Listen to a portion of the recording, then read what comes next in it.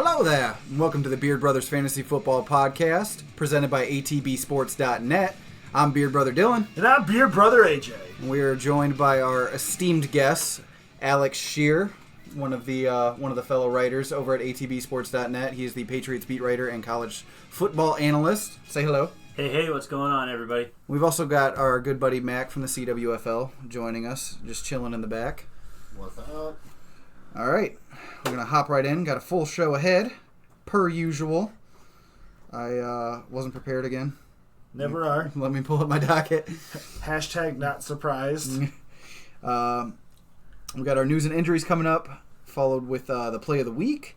We got our cream of the crop, and Flippity Flops. we got a new segment instead of Champ or Chance this week because it is the halfway point of the season. We are going to go over tricks or treats for Halloween week. Let you guys know who's disappointed so far this year and who's been pleasant surprises so far. We got our Primetime Pie recap for Week 8 and our Primetime Pie bets for Week 9.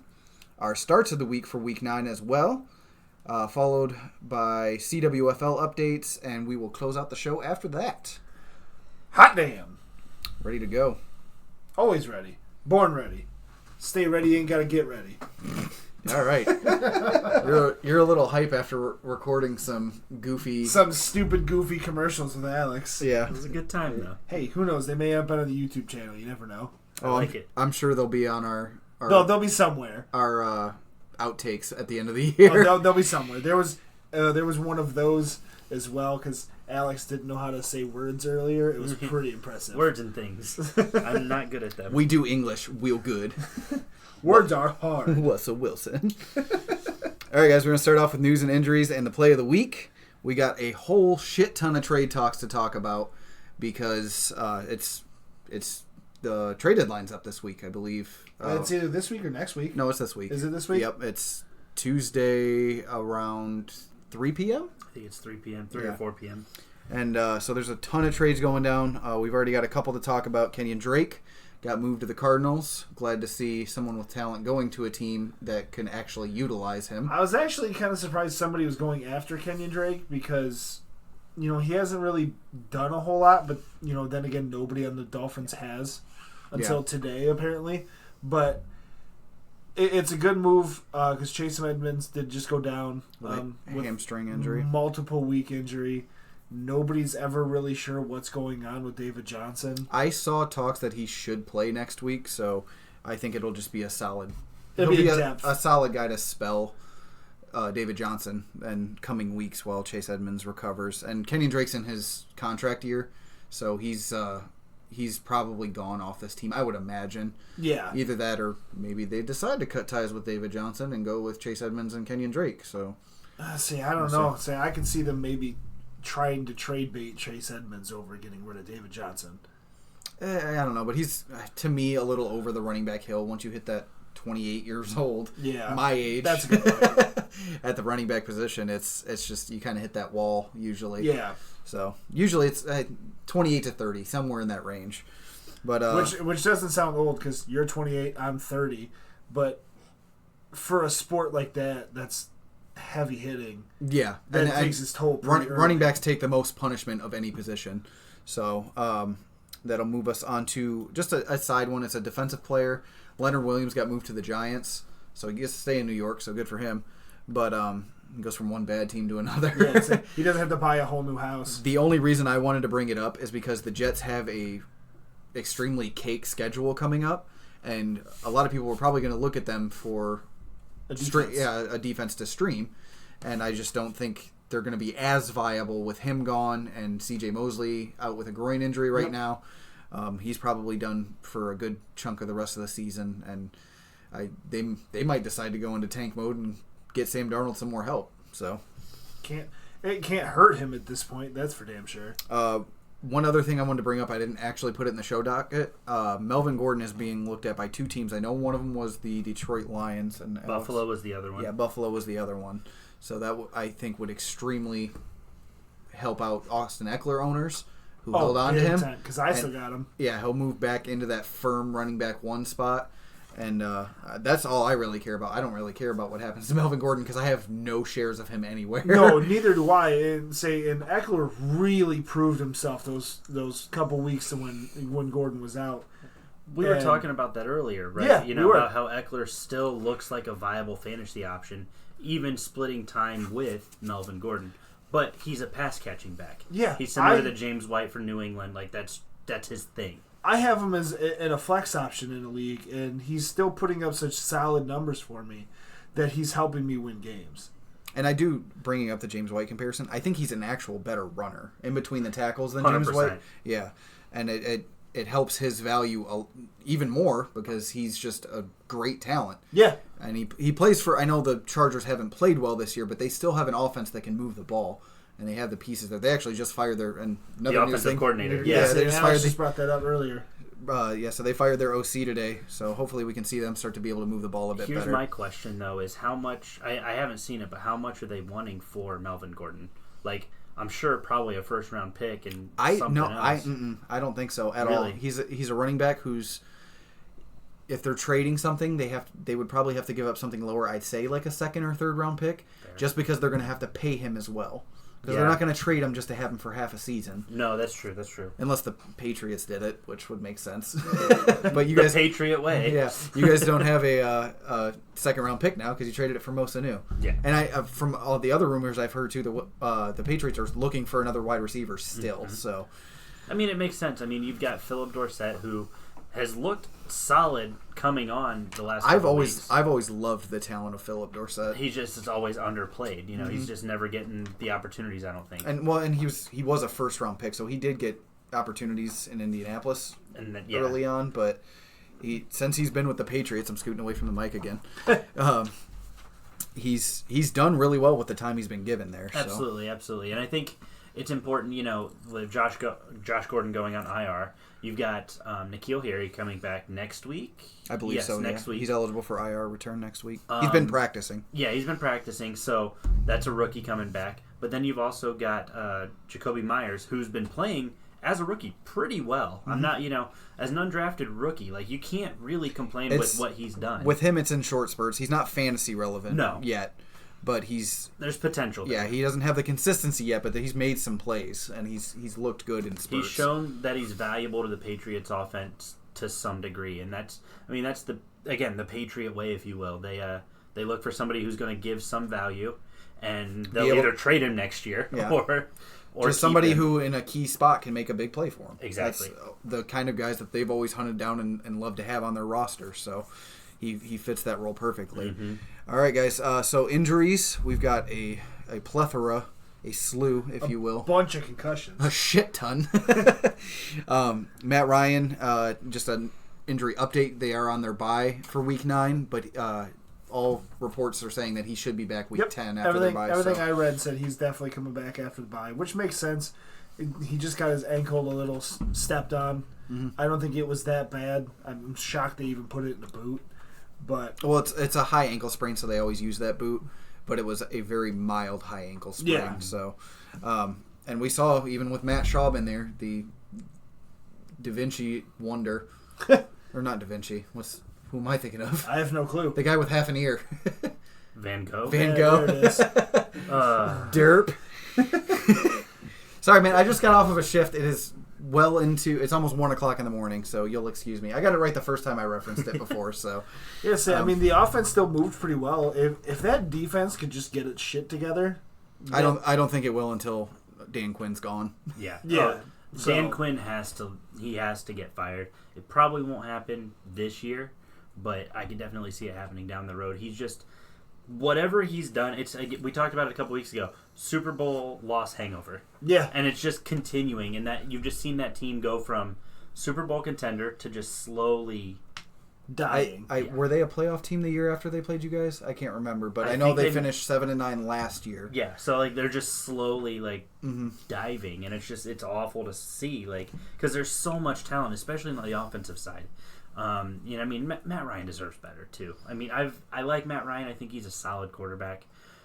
He deserves better than to be playing for this organization. An early on favorite, and there's no reports of this. This is just my own personal opinion to replace Dan Quinn would be Dirk Cutter, their offensive coordinator, because he was their offensive coordinator before Kyle Shanahan, and when Matt Ryan was like super young and coming along, and with their offense has looked great with Dirk Cutter calling the plays. So I think if they kept him in position and brought in a defensive specialist to just coach up that defense and maybe get some pieces through free agency and the draft, I think they could be dangerous. I don't know if they're going to wake up feeling like it, but That's what Baker did, and we saw what that did. he threw a fucking tap pass interception. I watched that highlight because I missed it during the game. I still don't fucking understand how that happened. And the funniest part about that entire sequence when he did that is the shot of Freddie Kitchens on the sideline smirking, and like probably because he couldn't fucking believe. I'm fairly certain you could read his lips and say, "How does that happen?" It doesn't. Like, I mean, the Browns, fortunately, they get an easier second half of the season. Thank God. You know, let's see what they can do. I mean, I know the Browns faithful out there, you know, shouldn't give up on Kitchens or Baker yet. You know, let's see what happens the rest of the year. But say I've stopped being disappointed. So they can't hurt me any more than they already have throughout my whole life. Like, my feelings for that are just dead. Like, so anytime there's even like a touchdown, I'm like, oh God, we did a thing. Yeah. So like they can never go any farther down. Woo, go team. And Yeah, honestly, exactly. offensively, they did not look horrid against The New defense- England, the save the defense first looked quarter. great. But you're not going to beat a team when you spot them 17 points in Exactly. the first quarter. Yeah, see, On the road. Yeah, on the road. Yeah. Especially in New England. Yeah. All right, guys. Whenever we get together, we seem to have a lot of Browns talk. So we'll move on. Concussions, aplenty. We had Brandon Cooks go down with one. His was gnarly. He took a shot straight to the head. Calvin Ridley's was. Calvin's looked bad. It was scary too because You could tell he was out for at least 10 to 15 seconds. But the scary thing was, I don't know if you noticed, his hands were twitching while holding onto the ball, as if by some sort of freak instinct of being knocked out, he just vice gripped the ball even harder. Like, I still made the catch. Yeah. Which to me was impressive, but still very scary. I don't like to see. Yeah, watching his head just slam the turf like that really scared the crap out of me. Yeah, it was probably the closest one I've seen to Mason Rudolph's concussion from earlier this year. At least on the offensive fantasy relevant side. Yeah, exactly. And then Jeff Wilson also got one too. My name is Jeff. I didn't see his. I didn't see his either, but with... Did I get a chuckle out of you, Mac? Yeah, you did. And we'll kind of talk about him real quick with Jeff Wilson going out, and then Matt Breida also having a hamstring or ankle injury. His was the ankle. And he had an ankle history from last year as well. I think that's going to boost up Tevin Coleman, and if you're able to snag Raheem Mostert, he's a good option. Any viable running back who's the one or two there, start him for San Francisco because their running attack is fucking insane this year. They have four running backs in that backfield. Mm-hmm. I thought they would somewhat viable. I thought they would have relegated Jeff Wilson back to practice squad after Tevin Coleman came back, and no, they kept all of them. Yeah. So, and it's a smart move, seeing how injury prone all of them seem to be. Right. So. It was a very smart decision on their part. Right. Chase Edmonds did go down with a hamstring injury, which sucks after that massive boom week he had last week.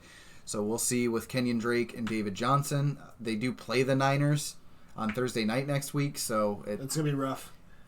Quote I like, temper your expectations heavily against that stout defensive front that the Niners have. Yeah, Chase is going to be out for, they say a few weeks. So I imagine usually if you pull a hamstring, it's 2 to 3 Yeah. about that, but it might not matter by the time he gets back. So, and then we've got Myles Sanders after his massive coming out party, busting off 26 and some odd points in PPR leagues, just shy of 30, I think. He looked really good, and hurt his shoulder. It's no news yet on what it is. It scares me if he tore something because he's going to be done for the season naturally. His the report I saw on that was his X-rays came back negative, which is a good thing despite it saying negative. Yeah. They're expecting him to play. They just think he got banged up. Yeah, but that's what scares me too. Is after such a great game that they're going to kind of ease him back in again because he's injured. So I think it's going to help Josh Howard, Jordan Howard, and I think Darren Sproles will fill in nicely if he comes back from his injury. Darren Sproles is still playing football. Still blows my mind. It does say, just kind of looking at some reports here, Doug Peterson's talking about how he had further testing done and everything came back okay. They're taking him day to day this week, so he should be fine according to what it's kind of looking like. But again, it's just something to keep an eye on, especially if you're planning on playing him this week. Just kind of keep an eye on that. Yes, it wouldn't surprise me if they pulled him back a week just to give him time to heal. Absolutely. Another one for defensive purposes. If you have the Texans D, J.J. Watt's out, so the whole season they're out. Yep, he tore his pec. Feel bad for the guy because he's got a long list of injuries. I do believe he's still going to be a Hall of Famer with everything he's done in the NFL. Oh, 100%. It just sucks to see a guy lose the season, especially on a good team. Yeah. The Texans have looked great this year, so wish him the best. All the best. JJ, if you ever listen. Sam Darnold sprained his thumb this weekend as well. Yeah, I saw that he got listed as questionable. Mm-hmm. So it's with that cake schedule they have coming up, a lot of people were big on being able to stream Sam, so keep a close eye on that one. And another trade rumor was Robby Anderson. Mm-hmm. He was another one that's floating around there because he's on a contract year. So if somebody's looking for some help for a playoff push, they might look Robby Anderson's way for a deep threat. But that's only going to hurt Sam Darnold in the future if he keeps playing too. Mm-hmm. Last one, but or I was going to say last but not least, so that's where the butt came from. Dede Westbrook, this is more deeper leagues because Dede hasn't been extremely relevant. He hasn't been too hot yet. He did look really good this last week, but he did come down with a neck/shoulder injury. So I keep an eye on that one as well if you do have him rostered in a deeper league. Well, what I read was he was already having shoulder issues, and now it's kind of like gradually it creeped up. But that's all I've read. There was nothing solid. There was no for sure that they were related, but he's definitely going to be down for. So he might have a neck and or shoulder injury. Correct. Yeah. One and or both. All right, guys, that's all we've got for news and injuries. Going to move us on to our play of the week.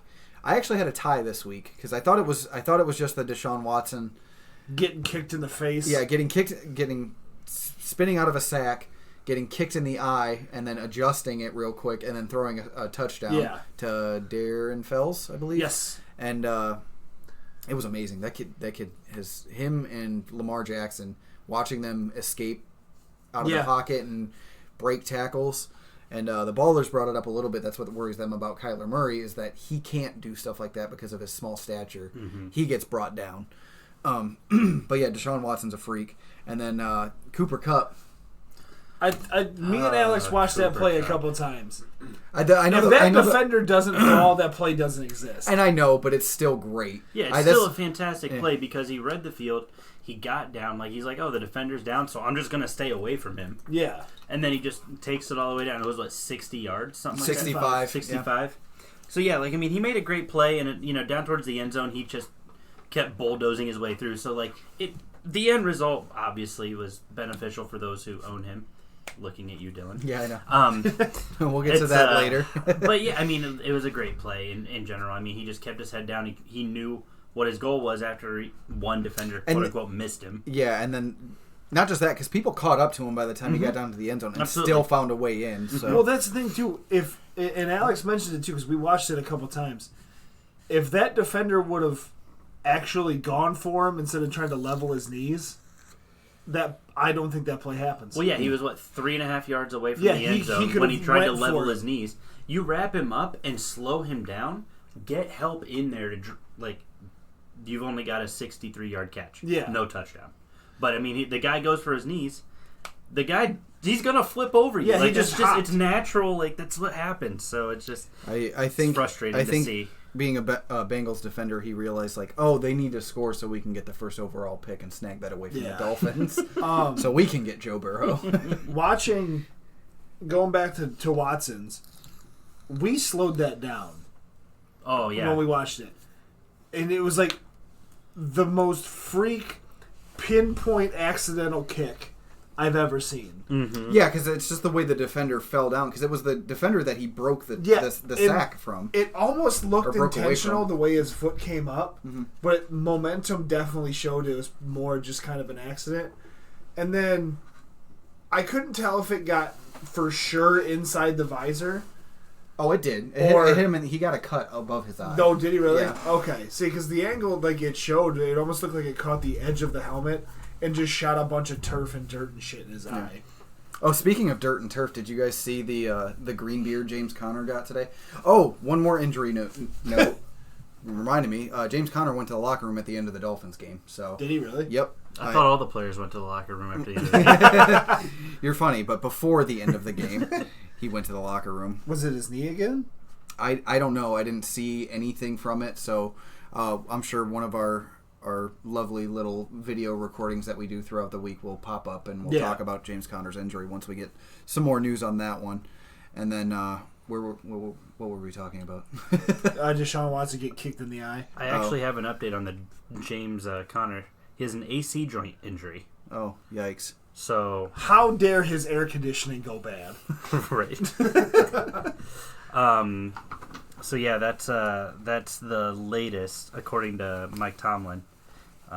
So I guess we'll follow that along. No word on the severity yet. Look into Benny Snell if you are in deep leagues and you need a running back. He would be next in line with Jalen Samuels, potentially still out next week. So somebody to kind of look at. And the AC joint's in his shoulder, so at least it's not his knee this time. Right? Yeah. Still something to keep an eye on. Yep. Quick WebMD search. Yep, right. Pulls up that an AC joint is in your shoulder. But yeah, he had a green. That's what I was talking about. He had ate some dirt, and Heinz Field is always complete shit. Yeah, because it's just a mud field, it's more or less. Pittsburgh. It's the Steelers. But he came up with a chunk of grass in front of his face, and you could see he was still had his mouthpiece in above it. So it's just that's gross. Looked like he had a giant green beard. All right, guys, that's going to do it for news, injuries, and the play of the week. Up next is our cream of the crop and the flippity flops. Well, I was going to bring it in as what I would say our best segment before you. I'm sorry, I got excited. Jumped the gun there. Yeah, I know you blew your load all over the desk here. Oh, kinky. All right, guys, we're going to move on to quarterbacks for cream of the crop. Deshaun Watson making plays with one eye. He said, "Fuck depth perception. I'm going to be the number one QB on the week with 27.8." There wasn't a single one over 30 this week, which was a little strange. Usually you see somebody go off for a 30-point game. But 279 yards passing, chipped in with his, I'd say about average, 46 yards rushing. Yeah. 3 passing touchdowns on 39 attempts. So he's great. You're starting him. You're playing him. He's the QB1 on your team. So number 2. That's got Aaron Rodgers. He looked great. They were getting to him quite a bit in the game, too.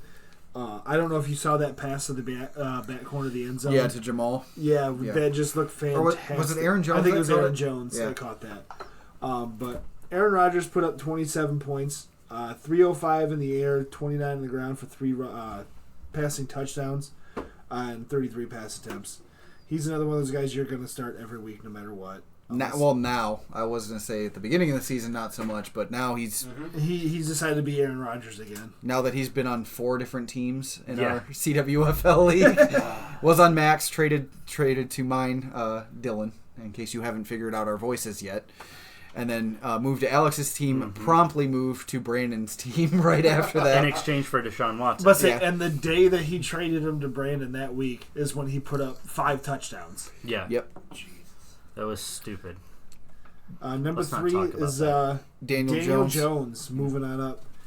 Proven to be a pretty useful quarterback for that team. In certain situations, I believe he will be a quarterback streamer.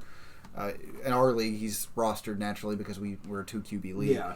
But he's a great second option. If he's your second quarterback in a 2 QB'er, and he's a great streaming option depending on matchups. So just watch out for who he's playing, and the Lions D their secondary's been pretty bad, especially with Slay out. So, and then losing Snacks Harrison stuff in the middle. So Snacks, yes, Snacks Harrison.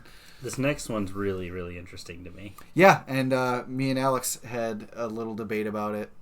A friendly debate. We didn't get heated about it or anything. No. But Drew I don't Brees, think you and I have ever gotten heated over like a football debate. No. Not like heated. No, because we're extremely reasonable people. Right, exactly. Drew Brees, yeah. Drew Brees popped up with 25.9 points, 373 yards through the air, 3 touchdowns. And this man's a fucking magician. At 6 foot, how many times I've seen him like about to be sacked and obliterated by a defensive lineman, and then he finds a wide open, like there was one with Josh Hill, where he was just kind of going towards the right sideline and just wide open, caught it, threw it perfectly with a 300-pound lineman on him. The fact that a backup quarterback is scoring you fantasy points because Drew Brees is throwing to him is just unfathomable. Yep.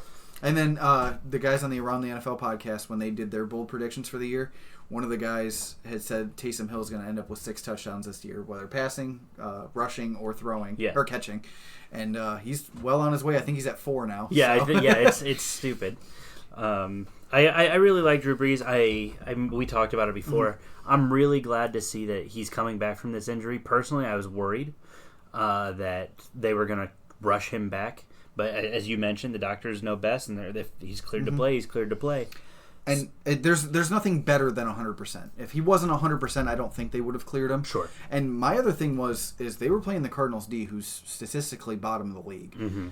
Absolutely. I legit think they were trying to get him in before the bye week because football reps are hard to come by. It's one of the few sports like basketball. There's 82 games. Hockey, there's 82 games. Baseball, there's 162 games. Right. It's just so much. You get a lot of practice. You get a lot of time to play in actual games. In football, you get 17 games and you get 3 practices a week? Yeah. And any football player will tell you practice isn't a game. Right. So I think they wanted to get him live reps against an NFL team, albeit a squishy defense. But I think that it's going to help his confidence. Those looks schemed specifically against him. Yeah. Yep. No, that makes perfect sense. And that, like I said, I'm glad to see he came back and had just a monster of a game. Like, I mean, there's a reason he's the NFL leader in passing yards. I mean, he's just a freak of nature. And when by it comes the to end of his throwing career, everything. will be the leader in passing touchdowns. Oh, for sure. Yeah. Unless Tom outlasts him by a good 2 or 3 years, because I think he's got Tom by most of those records. He's got Tom by most of those records, but the only ones that matter are the rings. Yeah. Drew's got one. They had a magical 2010-2011 season. Tom Brady's filled one gauntlet. He's going for 2 now. Yeah. That was actually, I think we brought that up on the first podcast we did. Yeah. So he's going for his second gauntlet. Number 5, Matt Stafford looks like a QB1 this year. He doesn't look like a streamer anymore. He looks like a QB1 straight up this year. 24.4 points. We saw this coming with the Giants. Who do they have next week? Because I think next week they have Oakland. Yeah, exactly. So another squishy team. But one of the bottom 3 teams against the pass this year. Yeah, I think they're number 1 at giving up big plays too. So, Matt Stafford looked great. 24.4 points. We lost our co-host for the time being, so you just got me and Alex for a little bit. But 342 yards passing, 3 passing touchdowns. That seems to be the theme I'm getting here is 3 touchdowns and 300 yards. Yeah, absolutely. Except for Daniel Jones had 4. Well, right. But I've been pretty impressed with Matthew Stafford on the season so far. I mean, he's only got 4 picks on the season, so he's not really looking bad. He's had 1 game with less than 2 touchdown passes. Like, I mean, sorry, I take that back. 2. Green Bay 2 weeks ago, he had 0 touchdowns. Okay. But I mean, he's looking really, really sharp. He's making good decisions. I don't know. I really like him where he's at. I wish Detroit would build something around him. Because they're better than 3-4-1. Is that what their record is? No, they're 3-2-1, I believe. Yeah. 3-3-1. Or is it 3? Yeah, because they were 2-3-1 going this week. Yeah. So I mean, with Stafford, I mean, obviously they're playing 500 ball. If they would give him more options, or not more options, but if they would give him a defense, they'd be 5. Well, yeah, I was gonna say because between Kenny Galladay, Marvin Jones, and Danny Amendola is a great slot receiver. Yeah, he still is. At the age of 34, is still doing great. And I mean, he's got a good young tight end in T.J. Hawkinson now with Jesse James backing him up. Which I haven't seen Jesse James. Is he hurt? He must be hurt. Yeah, he's not fantasy relevant, so I'm not 100% sure. But and they have an okay offensive line. No, he's just not catching anything. Yeah, anytime I've seen their backup tight end in, it's somebody besides Jesse James. His best game was against the Chargers, where he had 4.8 points. Yeah, so he hasn't been fantasy relevant. Right. So just thought about that because they signed him in the offseason as a free agent to a pretty decent deal. Yeah. And then went out and drafted T.J. Hockenson, number 8 overall. So, but moving on from Matt Stafford, number 6, we got Derek Carr. Send in the car. Send in the car. He actually looked pretty good. He's a streaming option only. Yes. Yeah, you are not start. Well, we don't. Can't say I know, that, but well, it's you could stream him. yeah. That's what our starts of the week Yeah, I are. know. Our I'm streaming sorry. options mostly. So, spoiler alert: Derek Carr is AJ's start of the week at QB. But I kind of saw this coming a little bit with Tyrell Williams coming back. Gave him a deep threat to open up the offense a little bit more. Josh Jacobs actually looked healthier than originally most people thought this week and still looked great. And then Darren Lawler. He's still doing Darren Lawler things. Yeah, he only had 2 catches for 11 yards. He had a big, 20-some yard catch called back, which sucks, but he still had 9 points for a guy who only had 2 catches. So. Yeah. It blows my mind. Derek Carr had 3 passing touchdowns this week. So that's, he's making improvements where he needs to. In the last 2 weeks, he's had almost 600 passing yards, 1 pick. He's had 4 picks on the season. He's playing smarter ball, but he's just not one of those quarterbacks you can trust week in and week out. To consistently make big plays, yeah. But he just doesn't have the outside receivers. He currently ranks as the number 20 quarterback in the NFL right now, which... In fantasy. Yeah, in fantasy. That says a lot for streaming purposes. And it's far and away from where he was. Yes. So he's made great improvements from where he has been the last, 2 years? Last 2 years. Well, ever since that injury a couple years ago. I don't remember what happened to him. I don't, broke his leg, didn't he? Was it his leg or... It was his leg or his arm or something, but he, Yeah, it was... That MVP year he had. Mm-hmm. Was going to be. Yeah. And wasn't that the same year Carson Wentz went down too? Mm-hmm.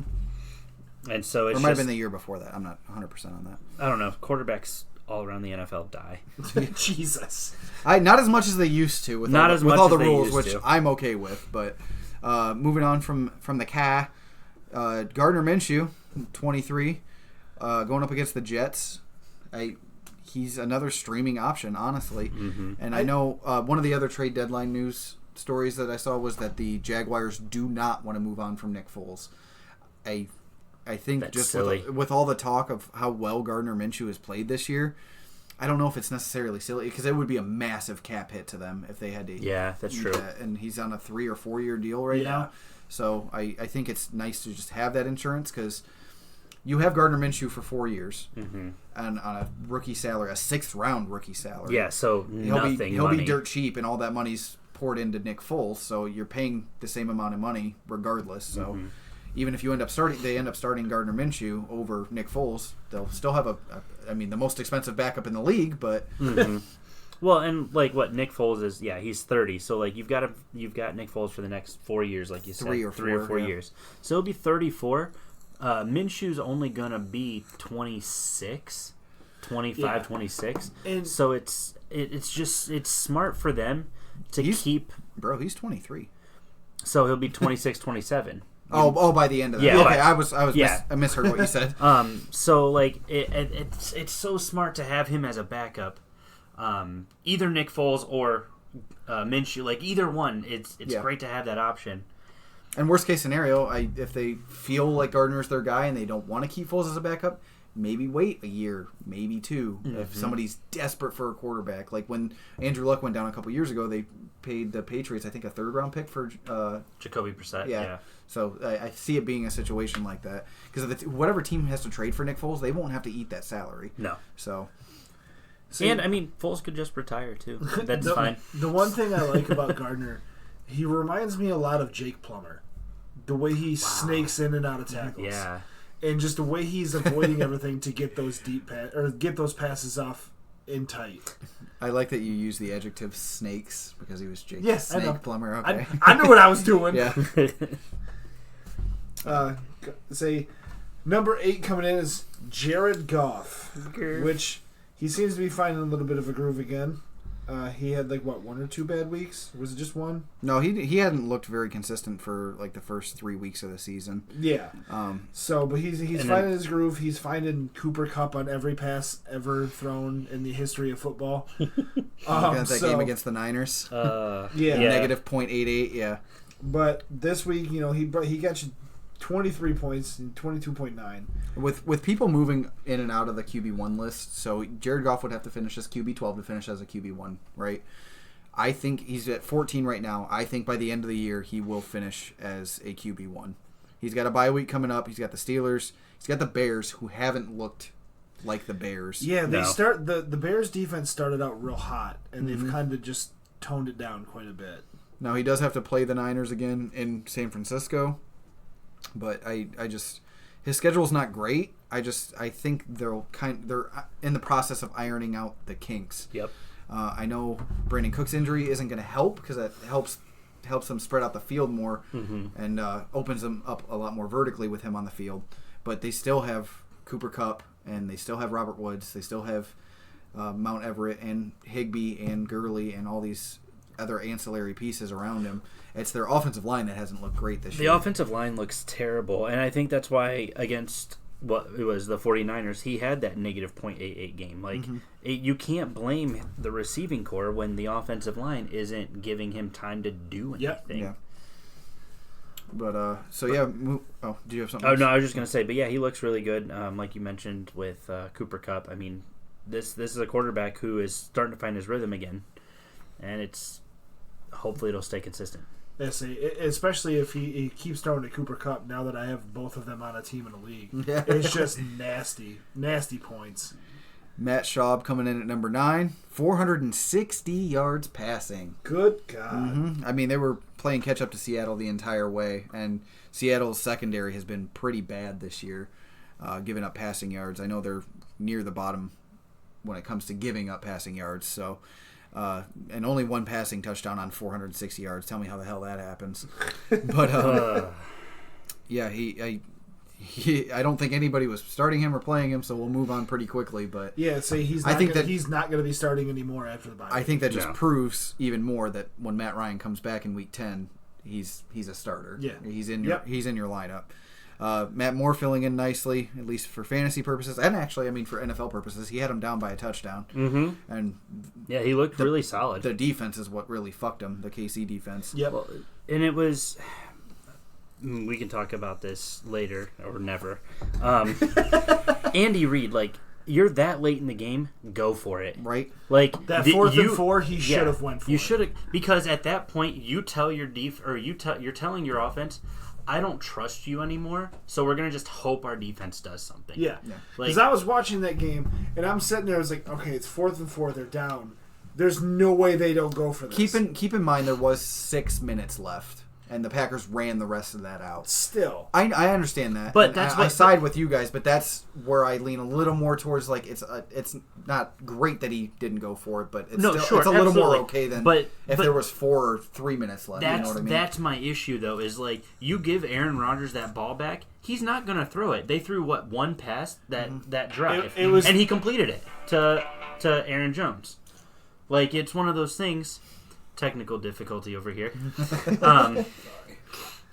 But he completed one pass. You knew the second you give Aaron Rodgers that ball back, they're not throwing it. The only reason he had to throw down the field was because it was 3rd down. Exactly. And it was 3rd and 8. And how great that Packers run game has looked in the last couple weeks, and even in the first 3.5 quarters of this game.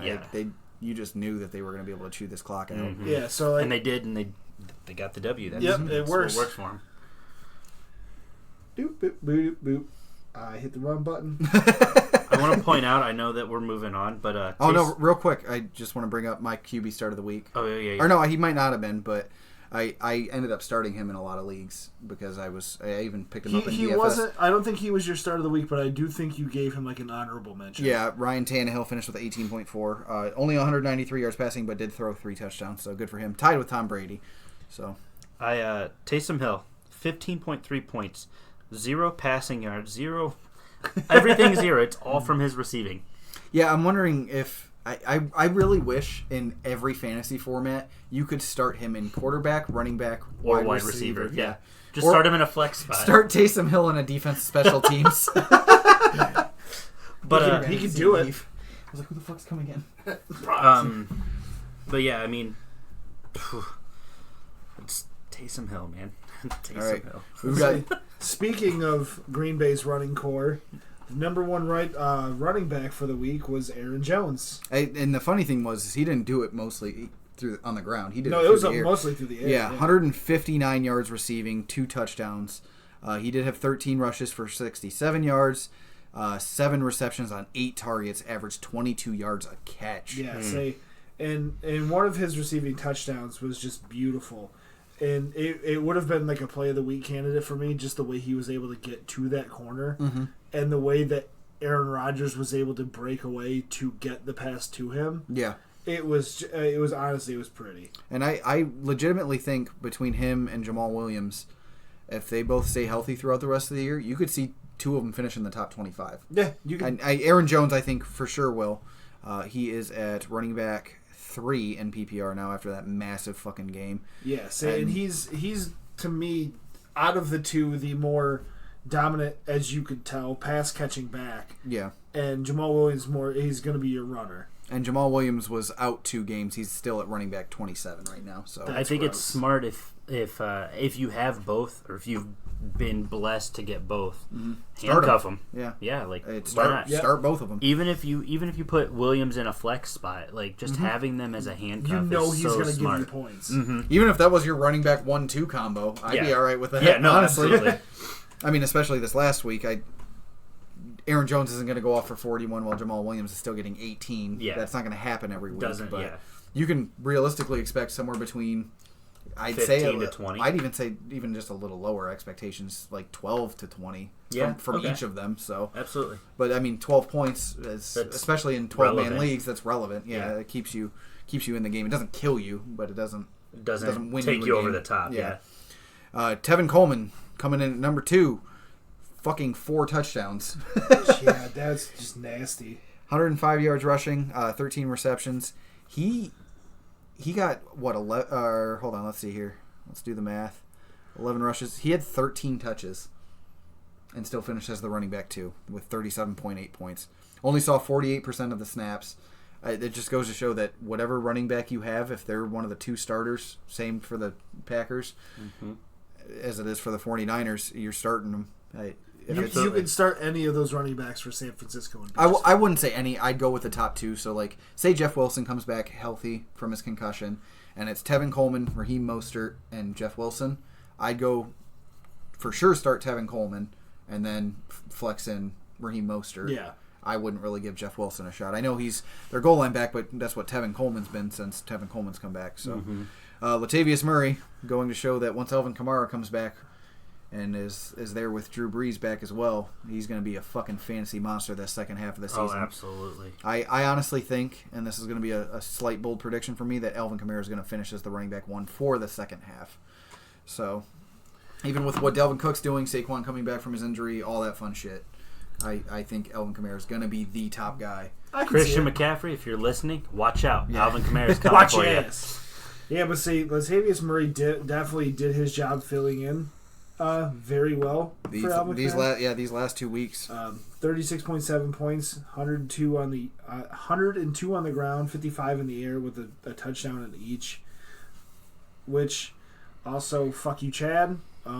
Super involved in the passing game. Yeah, the one free agent roster move he makes. Yeah. It's for Latavius Murray to drop $50 of his $200 in fab. Yeah, fuck out of here.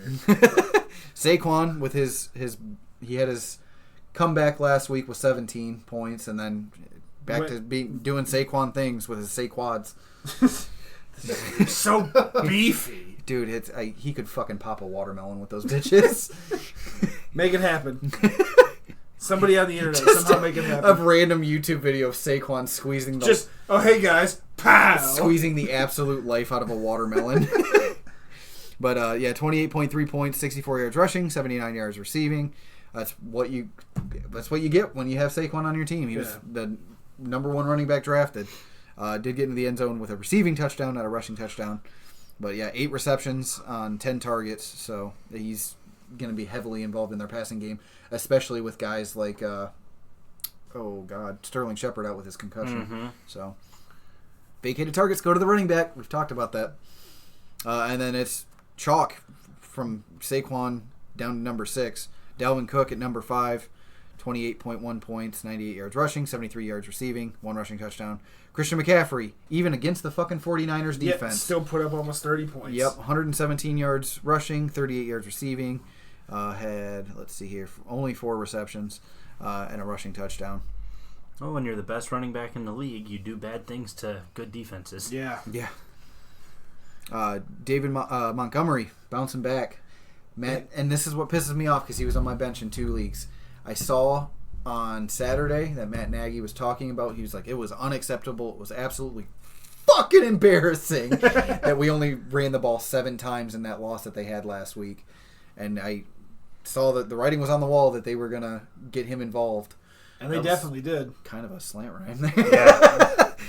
But, yeah, they definitely did. 135 yards on the ground against the Chargers' super squishy run D. Yep. Matchup-wise, I should have seen it coming. Squishy. I'm going to call myself out for that miss because... Oh, shut up. You won this week. I Let's whiffed. not hear No, about I it. know, but I fell short. I wanted to win by more. In my pay league. No, I know, but it's... I'm trying to get this fantasy news out to the 7 people that listen. 6. Yeah. 5. Mac and I are here. Yeah. James Conner, before he got that grass beard, finished with 24 points, 145 yards rushing, only 5 yards receiving, wasn't heavily involved in the passing game. I think that kind of sucks, honestly, because we should have seen him more involved in the passing game with 3 receptions to get a rushing touchdown. Was going against the Dolphins. Everyone who had him should have known to start him. I know he's been a little inconsistent this year. The Dolphins did put up a fight, though. In the beginning. Yeah. In the second half. Pittsburgh's defense still got 18 points, so... Yeah. Nice. They put they went on a run. The game finished 27-14, right? Yeah. Yeah. So they after that first 14 points in the first hey, quarter, no. from the second quarter on, they got shut out 17-0. So, or 27-0. Yeah, they look solid. Another rookie running back coming in at number 9, Myles Sanders, 74 yards rushing. Here's what wants me to tell people to temper their expectations with him. Out there for 18% of the snaps. I know he got injured, but that came late in the game. Yeah. He busted off some big plays. He's got that sort of potential with him. There's a reason he's on my bench. Yeah. 74 yards rushing, 44 yards receiving, and a rushing touchdown. It mostly came on that super long run he had. Yeah. So, which, and that's fine. Myles Sanders, he's a rookie, like you just said. Mm-hmm. Yeah, when it comes to these rookie running backs, you can trust guys like Saquon Barkley, his rookie year, or Ezekiel Elliott from his rookie year. Because you knew those guys just looking at them. Mm-hmm. They were just going to run over everybody. Physical monsters, yeah. Myles Sanders, he likes to dance more. Mm-hmm. He's much more finesse. Saquon and Zeke are just like, let's bulldoze, let's go. Yep. That's how David Montgomery's run style reminds me a lot of Lev Bell. Mm-hmm. Because he'll sit, he'll get to where the hole should be, and if it's not there, he'll sit, hesitate for like a half second to a full second, and then make one cut and then go to that hole. Yeah, and it's smart play. It's read the field, but James Conner. Again, Zeke. Mm-hmm. I'll make my own hole. Just watch out. And that's the difference between the Myles Sanders and the Ezekiel Elliott's. Even I know he was a later round guy, but Chris Carson's like that. Yeah, he'll just bowl motherfuckers over. He's a very much get the fuck out of my way. Yeah. Mm-hmm. Leonard Fournette still consistently running back 1. If you drafted him and had the balls to, good on you because he's looked great this year. Off. Yeah, running back 5 in PPR leagues. He's been heavily involved in the passing game. Wasn't this week at all. He didn't receive or didn't get any receptions at all, but still had 76 yards. Oh wait, that's got to be a stat mess up. What's that? Oh no, wait. Sorry, I didn't scroll over enough. I saw 0. I saw 0 receiving touchdowns and thought that was his receptions for some reason. Again, excuse us. It is 1:30 in the morning, and we're trying to get through this. So I apologize for hiccups. We're pretty good about catching ourselves though. 7 receptions for 60 yards receiving and 76 yards rushing. So. Mm-hmm. Just rounding out the running back ones. Oh, Joe Mixon had a slight bounce back. He was in at 13. Jamal Williams, we talked about him a little bit already. Jordan Howard still start him. Mac, start him. Especially if Myles Sanders is injured. Yep. 96 yards rushing, 15 yards receiving, 1 rushing touchdown. On to the wide receiver, cream of the crop. Not surprising to see him back at the top again. In our CWFL league, and I'm sorry, Alex, I had the top 2 receivers on the week. I know. Believe me, I know. I had number 3. If you include Michael Thomas, I had 3 of the top 5. I had number 3, but he couldn't do enough. Yeah. 42.8 points for Mike Evans. 11 receptions for 198 yards and 2 touchdowns. Could have had a 3rd touchdown, too. He dropped one in the end zone. I was so happy when that happened. Early on in the game. And then he snapped back to reality and said, "Oh, there goes gravity." There goes gravity. What planet were these guys playing from this week? My God. And Chris Godwin completely disappeared, so I guess they're going back to that. It's one or the other. Yeah, that's what I was trying to remember who it was, and yeah, as you would call him, Demi Godwin. Yeah. It seems like no matter what, one of the 2 of them is going to be in the top 3. Yeah. It seems to. Like top 6. Yeah, I think it's been like every week since week 1. Mm-hmm. Cooper Kupp, number 2. We talked about him a little bit already.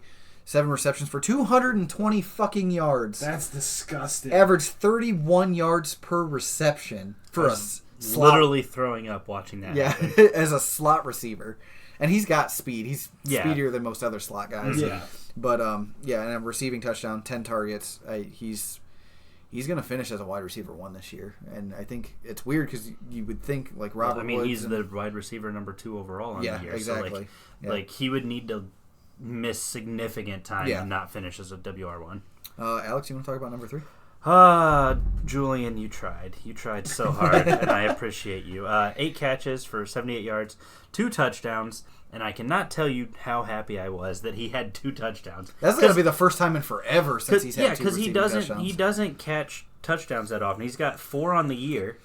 But we talked about this. For me, he's a sneaky red zone target because of that trust with Tom and his super on point route running. Absolutely. He is very precise on how he can get. He's not even close to the fastest receiver or player out in the field when he's out there. Nope, he's not. But his lateral movement is damn near next to none. He can create separation just by fucking breathing on a guy. And this was his best fantasy game of the season, 27.5 points. He did have a rush attempt, which they like to use him on those reverses and things like that. Whatever, you don't talk about that. Just 11 targets, 8 catches. Like I said, 2 touchdowns. And to me, I was happy with his performance, given how the rest of my team played. I was like, hey, somebody's doing something. Somebody's trying to help me. But, like Dylan said, he had Mike Evans, Cooper Kupp, and Michael Thomas. Like, even if those guys had just had, 20-point days apiece, I had a prayer, but... No, I knew that going against those 3, it was going to be an uphill battle this week, and that's fine. That's just how fantasy football is. Number 4, Kenny Galladay. Letter Kenny Galladay. Oh. How are you now? Yeah. And you? Oh, not so bad. Not so bad. And I think it's going to be a consistent thing where either him or Marvin Jones finishes as a top 12. It's kind of like it is in Tampa Bay. And I think it's about a 70-30 split. I think it's going to be 70% of the time Kenny Galladay is going to finish as the top guy of the 2, and about another 30%. Well, go 65-35. I'd say it's probably closer to 60-40. Yeah, and then Marvin Jones will finish those other portions as the wide receiver 1. So. They both look great. Their passing attack has looked amazing. They had a flea flicker in that Lions game, which looked awesome. Did they? That was pretty close up there. Yeah, sweet. Letter Kenny himself is the one who caught one of those 2 touchdowns he had. 6 receptions for 123 yards, 2 touchdowns. You're starting him. You're playing him. He's been great this year. Same with number 5. Yeah. Who's got him on the bench? Nobody. Yeah, exactly. Michael Thomas, number 5, 11 receptions for 112 yards, and this offense with Drew Brees back is only going to be even better. Yeah, of course. It's going to be better, but it's also going to be much more spread out because of how much more Drew Brees brings to the game.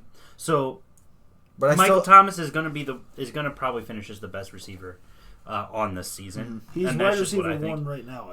Overall number 1. But temper your expectations. He's not going to consistently put up 30 points a week. No, but he's got to be the number 1 consistent receiver too on the year. 100%. I don't have the stats up, but his lowest output was 16.4 in PPR leagues. So he's He's fucking great. He's not gonna screw you. He's doing what Devontae Adams did last year. Mm-hmm. He didn't have a single bust game, and I think he could be well on his way. Especially, look at these fucking matchups. After their bye week, they have Atlanta and then at Tampa Bay. And oh god, they're gonna destroy Atlanta. Atlanta's defense is so bad. I could see him putting up another 30 points. So they have all divisional games the next 4 weeks after their bye. At Tampa Bay, home against Carolina, at Atlanta again. And then, they got a rough one against San Francisco. But the rest of the way, man, Michael Thomas is going to be great for fantasy playoffs. Absolutely. Julio Jones, back to looking like Julio Jones, 25.2 points. AJ, I'll let you talk to him. Talk to him. Hey, Julio, thank you. I still lost, though. Talk about him. But I appreciate you. He went 25.2 points, 10 receptions, 152 yards. On 12 targets. Never got in the end zone, but he put up enough yardage on those 10 receptions. Julio has proved that he doesn't need touchdowns. No, he's one of those guys that gets so heavily targeted, all he's got to do is catch enough of them. Which, let me look here. Because he's not a big touchdown guy, even with his stature. Yeah, he came back with 8 last year, but the year before that he had 3, and then only 6 the year before that. He's never had more than 10 for a guy who's been a top line receiver. You think he would have at least hit 12 in one of those years. He's had 10 touchdowns once, and that was in 2012. Mm-hmm. Everything else is 8 or less. Yep. Yet he's still putting up big old points. DeAndre Hopkins, finally, I think, firmly establishing that he has bounced back. He will be the wide receiver one you asked for. The only thing that worries me is it only because Fuller's out. I see that still doesn't matter the reason why. Because, I mean, Fuller could come back, but I still think that comfort level with Hopkins is back, and he's going to be there. Even before these last 2 games, he was still a wide receiver, like 14, I believe. Somewhere in there. Before these last 2 games. So, I mean, it's not what you expected if you drafted him high. He would have had to have gone to your team in the first round. Yeah. So, it's... His touchdowns are definitely going to be down this year. Last year he had 11 touchdowns. He's only at 3 right now. Mm-hmm. But like you said, and two of them were in the first week. Yeah. So like you said, it's definitely about building that confidence back. Last year he didn't have a single drop. Like everything, he had pass breakups, things like that. But last year, that was the big stat of the year. No drops. Oh no, I don't even think he had breakups. If it hit his hands, he caught it. Right. No. Yeah. Not even a defensive back swatted it out of his hands last year. And so it's just, trying to reestablish that with that pressure, you can't replicate that. That can't continue for 32 games. It just doesn't happen. So I think he's frustrated with himself. He knows that he could be a better player. He's still a young receiver. Mm-hmm. So I think he's going to be fine. He is reestablishing his dominant role, and Deshaun Watson thanks him. Yeah. So another one reestablishing himself. Juju Smith-Schuster comes out with 21.3 points tonight. Had an awesome catch over a defender for a touchdown. Yeah, I saw that. Yeah. That was beautiful. 5 receptions for 103 yards and a touchdown. It is against Miami, so we'll see. But hopefully he's actually back. That pass that he did catch at the touchdown looked like it was honestly half picked off, and he just took it out of his hand. He said, give me that shit. This mine. Yeah. He looked really good, especially, it is Miami, like you said, so take that as you will. But a great time for him to bounce back after that game against the Chargers, and then the bye week. Maybe do some retooling on the offense, figure out, all right, how can we tweak some things. He's also learning, make sure he's involved. He's also learning a brand new quarterback. Mm-hmm. Nobody was expecting Kyle Rudolph to be... when his entire career he's taken first-team reps with Ben to learn from what's essentially a rookie quarterback. Mm-hmm. And it's going to take some time. I think by the end of the year he'll end up finishing as a solid wide receiver too. Again, not where you expected him, but he's still going to be in your lineup. You know what I mean? Chris Conley, there's not a whole lot. He just caught a bomb touchdown. Yep. 4 catches for 103 yards. He got a touchdown. Keelan Cole got a touchdown. DJ Chark got a touchdown. So they were just... Gardner was definitely spreading that ball around. Doing his best air raid. Yeah, just doing his best Drew Brees impersonation and just slinging that ball to as many different receivers as he could. Who's open? Yeah. Right after him, DJ Chark finished at number 10, 6 receptions. He's the one that you expect and should be in your lineup. Mm-hmm. 6 receptions for 79 yards and a touchdown. We'll see if Nick Foles comes back, if they put him in the starting lineup, how that affects the wide receivers. Because I know Dede was Nick Foles' favorite guy to go to. So 100%. Yeah, he loved him. And Alex, I'll give you a second to talk about this next guy before we move on to tight ends. Because I know how excited you are for him. I was so excited. Despite the fact that he's on your bench. He's on my bench, but good old shout out to Deante Johnson from Toledo. We're from Toledo, in case anybody who's not friends with us. And I go to Toledo, so it makes me real proud to see a Toledo boy doing some work in the NFL. I mean, he looks solid tonight. Those couple passes we watched, he was just like getting in and out of everything. Like he was like proving to be one of his favorite targets. Yeah, well, and I think that's kind of what he's establishing is like, sure, you've got Juju. Juju's going to get covered by the best corner, so what can Deante do? Deante's like, I'm right here. I'm right here. Deante do? You said Deante Jew. Hey, it's 1:40 in the morning. We're slip of the tongue. It's tired. I'm late. But 5 catches on 7 targets, average 16.8 yards a catch. He was breaking some big runs after. Yeah, he was. And there was the big thing is that's who he's looking for down the field. Mm-hmm. Yeah, there was 2, and I just got to listen to the radio version of it while I was at work. Mm. But they were like, he winds up and throws a deep bomb and it's incomplete to Deante Johnson. So he's getting those air yards. So. He's a big upside play. If you can get him into your lineup. Solid rookie. I'm sure he's on a lot of people's benches, or not benches, but a lot of people's waiver wire, just because he's a rookie receiver who, on the season, still ranks just 49th. This is his 3rd big game. Yeah. Every other game has been 6 points or less. And he's the guy that got the reps with Mason Rudolph during the preseason stuff on the second team. Mm-hmm. A lot of people thought it was going to be James Washington because they went to the same school, but James Washington was getting first-team reps with Ben while Deante was getting second-team reps with Rudolph. And that's why they're so comfortable together. Moving on to tight ends, the first 3 are real fucking weird. Yeah. Ryan Griffin, a guy who I didn't even know was a tight end in the NFL until 4 seconds ago. That's... Why? Because he played for the Texans last year and maybe had like a boom game once or twice throughout the year. Yeah. But Deshaun never threw to tight ends because of this guy. Did finish with 24.6 points, 4 receptions on 66 yards, and got 2 of those into the end zone. I think he caught all 4 of his... he went 4 for 4. Yeah, 4 receptions on 4 targets, doing his best. And this was tight end appreciation week, so we saw a lot of boom tight ends. Darren Fells came in at number 2 with a mega bounce back from his kind of pooper last week. I sat him in the Megalo Bowl League. Actually, yes, I think I dropped him. I don't know if you dropped him. But I sat him at least because we ended up winning because AJ's my co-owner in that one. But 6 receptions for 58 yards. Also had 2 touchdowns. And my tight end start of the week at number 3. Toot toot. That's me tooting my own horn there. Because I said to start the tight end, and they're moving on from Delaney Walker, and Jonnu Smith looks like a guy to roster. Yeah, I think you said whoever the Titans tight end is was your start of the week. Yep. And anyone going against the Bucs, man, they, along with the Cardinals, giving up points to the tight end. It's what their defenses do. And then after this is where it kind of gets a little more normal. Austin Hooper, who's having one hell of a year. Travis Kelce with a bit of a bounce back. Yep. George Kittle doing George Kittle things. Evan Ingram was up there. By the way, did you see any part of the? Never mind. I think of the going back to Travis Kelce. Did you watch any of that Green Bay game? Yeah. Are you talking about them dancing on the sideline? Yeah. Him and Tyreek. Dude, Travis Kelce. He's got one of the goofiest personalities on the field. Well, I don't know if you saw it during the offseason, there was a sweepstakes to get him to usher a wedding. Really? Yeah, and Sierra and I entered because I call her my wife. She's my wife in practice.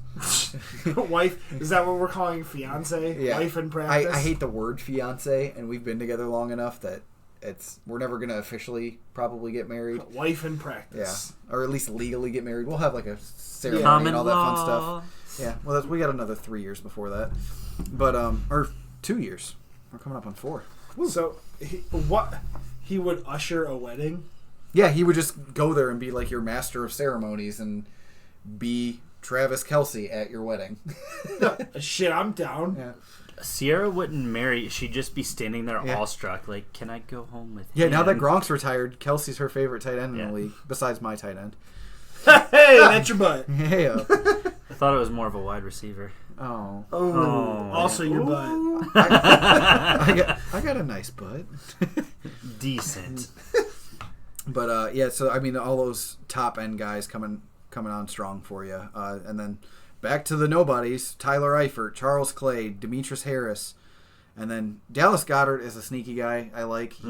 I think you might see the switch from Zach Ertz to him. So keep a close eye on him. I'm not sure about rostering him. Awful. Yeah, I'm not 100% sure on rostering him yet. And we'll snake right into that. To the flippity flops. Yeah, and we'll start with the tight ends. Jimmy Graham, only 5 points. Sorry, Mac. He almost got you to come back. You just mentioned Zach Ertz, only got you 4 points. 4 points. Greg Olsen, 3.3. Gerald Everett, 3.5. So, TJ Hawkinson, 3.1. Eric Ebron only bringing you 5.6. Mm-hmm. This is, I wouldn't even call it a flop, but it is Darren Lawler's, I think, lowest game of the season. Yeah, no, it wasn't a flop. But no, he only did have 8 against Chicago, but it's one of his lowest games so far this season. Still got into the end zone. He didn't lose you the week. No, he didn't win you the week either. Moving on to the wide receiver flippity flops. Allen Robinson, 11.2 points. John Brown, I'll take the L on that one. He was my start of the week. Yeah, Chris Godwin only got you 10.3. Alshon Jeffrey, Courtland Sutton, all in the 10s. Odell, God. I mean, people are going to be starting him. You kind of have to. Yeah, you can't bench Odell. He's been all over the place this season. But matchup-wise, people might have to start looking at that. Mm-hmm. Honestly. Mike Williams, meh. Sammy Watkins coming back from an injury, though, so we'll kind of wait and see on him. A.J. Brown, I know a lot of people were high on him after what Ryan Tannehill, the connection he showed with him. Yep. Only 9.1. DJ Moore, only 8.8. There was quite a few of these guys. Robby Anderson, 8.3.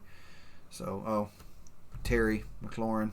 He doesn't like Scary Terry, just to let you know. Listen, Scary Terry is a rookie, so he gets a pass. He looks scary in this game. No, he was very scared. He's spooky. No, I'm high on him as a rookie, but that's just what it is. He's a rookie, so he's still got a little bit of a learning curve. I'll give him to the end of the year. I don't think he's gonna be.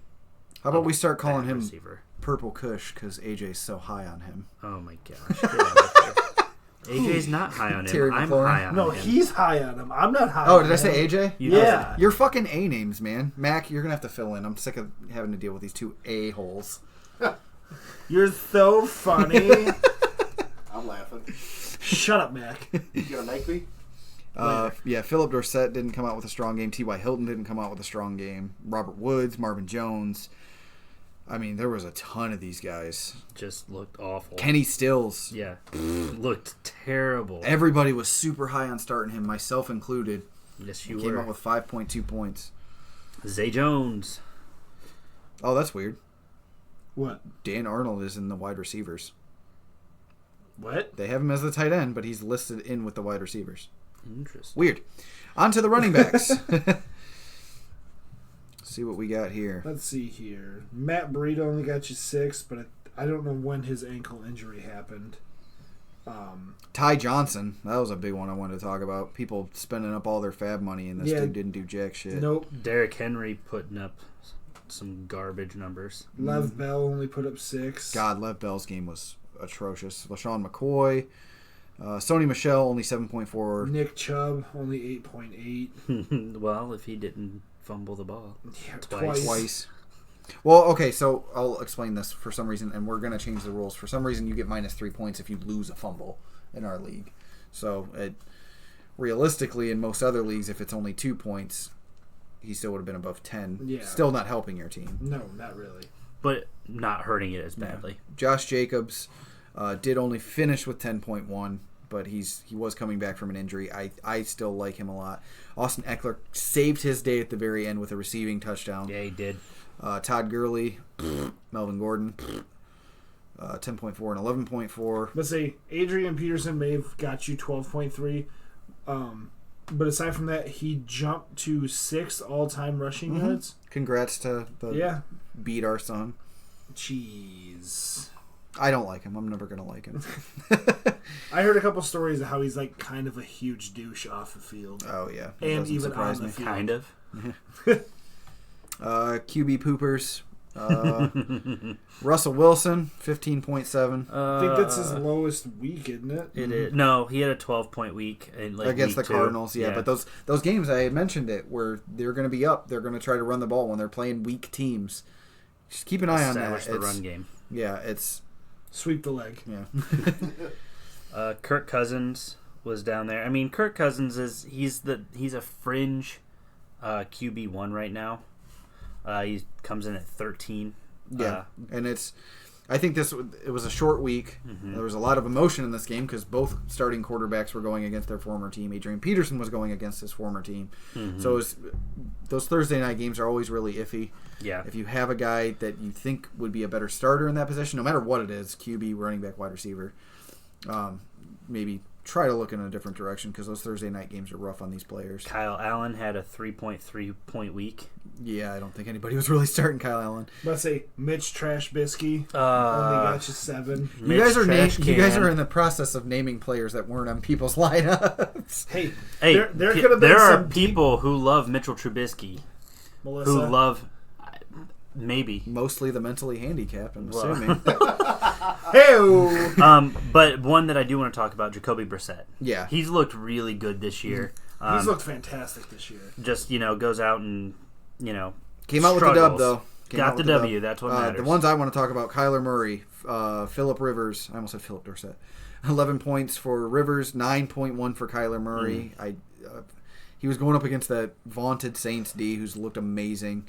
There was one other one, Carson Wentz and Josh Allen. Mm-hmm. So the wind was up to 50 miles per hour in that game. Yeah, it was. And for fantasy purposes, I wasn't big on Wentz starting against the Bills D. I was big on Josh Allen playing against that. Me too. Swiss cheese that the Eagles called their defense. Yeah, well, at least their secondary, and those wins just killed any fantasy potential there really was through the air. Taysom Hill finished with more points than Sam Darnold. Yeah. And Josh Allen, and Jimmy Garoppolo, and Carson Wentz, yeah, and Kirk Cousins. So. And he didn't even play quarterback. Nope. No, I know you're not high on Mayfield, and that's fine. Not for fantasy purposes this year. But he had interesting thing that he did. He's the first quarterback to have a passing touchdown on the Patriots defense all season. That's a lie.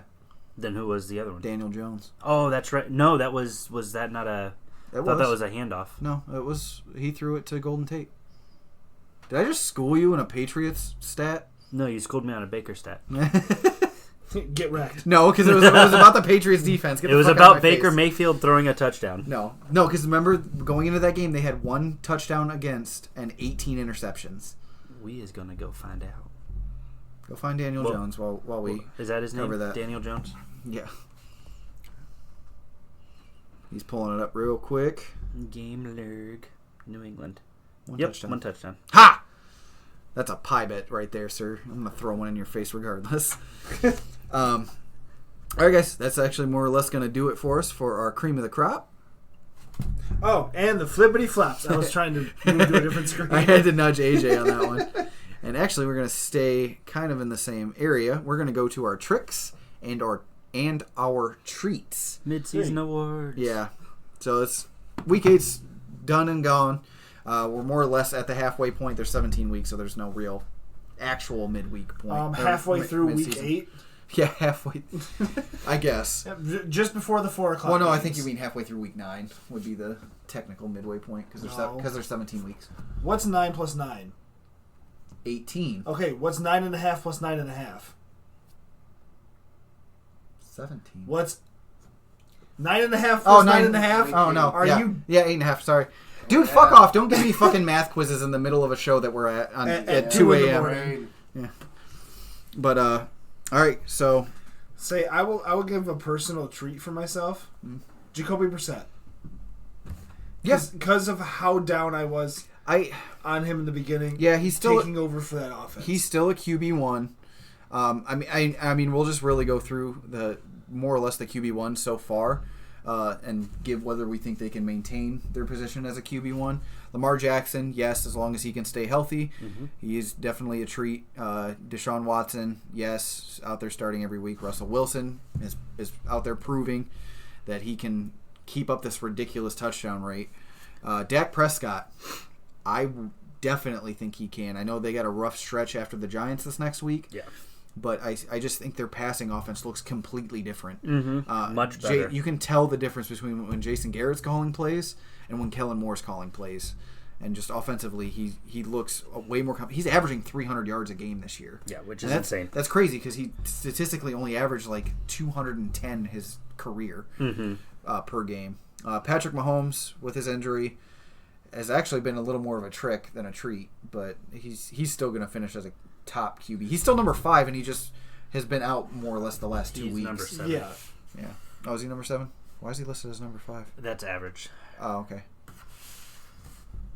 Kyler Murray, I think, is going to be more of a trick. I think everybody was definitely very high and hyped on him coming in as, the number 1 overall. Mm-hmm. But he really hasn't done a whole lot. Who? Kyler Murray. Oh, Kyler Murray, yeah. I think he's very... he really has. It's once you're getting towards the end of those QB1s, there's other guys that can fill in. There's going to be so many different quarterbacks that have QB1 finishes on a week. Yeah. So it's going to be matchup based with Kyler. He could be one of those guys that slips out. He could be one of those guys that moves up. Matt Stafford has been a treat for people who have him. I see somebody like slight tricks. Carson Wentz is at 13 right now, and this is fantasy point averages. What they're ranked at. Jared Goff has been a bit of a trick. Kirk Cousins has been a bit of a trick. Yeah. The ultimate trick. Mitch Trubisky. The Oof Biscuit's not even a trick. No. That's candy corn. That's just garbage. Anybody with eyeballs could see that he's not a great player. He has awful mechanics. Maybe that's why she thinks she could finish top 20. Yeah. Melissa has poor eyesight. So, Jimmy Garoppolo,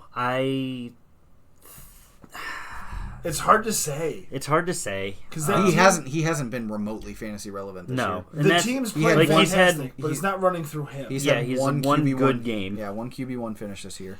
And it's frustrating because you hope a guy comes back. Well, and everybody wants to talk about, oh, look at how great he is. They're undefeated.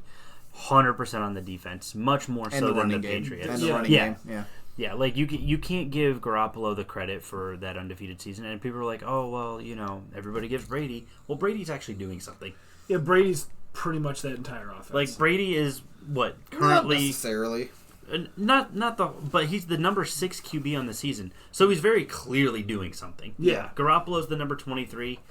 Much more run-heavy offense. Yeah, people who took him as their late-round flyer are really missing out. Looking consistently for QB streamers every week. So that's going to move us on to the running back trick or treats. Naturally, number 1, Kirsten McCaffrey. He's the ultimate treat. Yeah, he's firmly planted there. Delvin Cook, people who took that risk in the early second round. It's paying off. Yeah. Oh, with his injury history that he's had, he's looked great this year, and he's back to the first half of his rookie season where he looks amazing. Yep.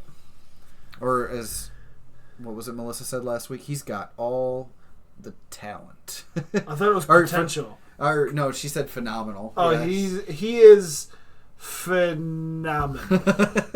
Aaron Jones bouncing back. He's moved up to running back 3, looking like a treat. I know he's had some misses. He hasn't been extremely consistent. That's my only concern with him is if he's got 2 boom weeks over 40 points. Right, but that's the thing, right? Is but he's also got bust weeks of 3.5. Mm-hmm. Like he could be what Amari Cooper was for fantasy last year. Yeah, where he can go off for those massive games, and then he could come out 2 weeks later and give you one of those middling 4 points. Yeah, 4 points, 5 points, 6 points. Austin Eckler, would say, is definitely been a treat. The ultimate, besides the Patriots D, has been the ultimate treat of the season. Oh yeah, 100%. Especially, I hope that they move on from Melvin Gordon before 4 p.m. tomorrow, and that the Bills snag him or the Lions snag him for a third or second, maybe at most a second round pick, in my opinion. I just have a bad feeling it's not going to happen. I know, me too, and I'm not excited about it. But our league's a dynasty league at least, so I'll have Eckler starting fresh next season, assuming they don't snag another running back in the draft. Highly. Say another guy who's been a treat is Leonard Fournette, who's not been performing the best the last couple years, and decided, he's missed games. He's fought people. He's come into camp overweight. He's just had a lot of issues. A general piss poor attitude, and now this year I haven't heard a single peep about him. Nope, he's just like, all right, guys, I'm gonna play football. Had a good week, you know. James Conner bouncing back. I know he had an extremely slow start. Hopefully he can get through this injury without a whole lot of hesitation, or not hesitation, but a whole lot of issues, and he can be a consistent starter. Who are you talking about? James Conner. Yeah, totally, James Conner. Totally zoned out there for a second. Tevin Coleman's been a treat for sure. Coming off an injury. Coming off the injury, fantastic. and then just looking so good. I've been impressed with him. Mark Ingram kind of surprises me a little bit this year. He's been back and forth for me. Yeah, he's on my team. Like, he's a consistent starter for me. He'll have, and if you look, like the first 4 weeks of the season, if he was on the road, looked great. At home, looked like garbage. So I think that's pretty interesting. But I mean, yeah, like he's not bad. He's not like blowing your mind, but he's not looking awful. I think that stems a lot from their comfortability of giving the reins a little more to Lamar Jackson when they are at home, and letting him get those rushing yards and letting him kind of sling the rock a little bit more. But moving on to tricks, we've got a couple here that I'm looking right at. Kerryon Johnson and Sony Michel. Yeah, both second to third round guys. I say Kerryon wasn't even performing that well before his injury. Yeah, he wasn't at all. People dropping him because of his injury, they're not really losing a whole lot. In redraft, if naturally in Dynasty, if you have him, you're not dropping him. No, God, course, no.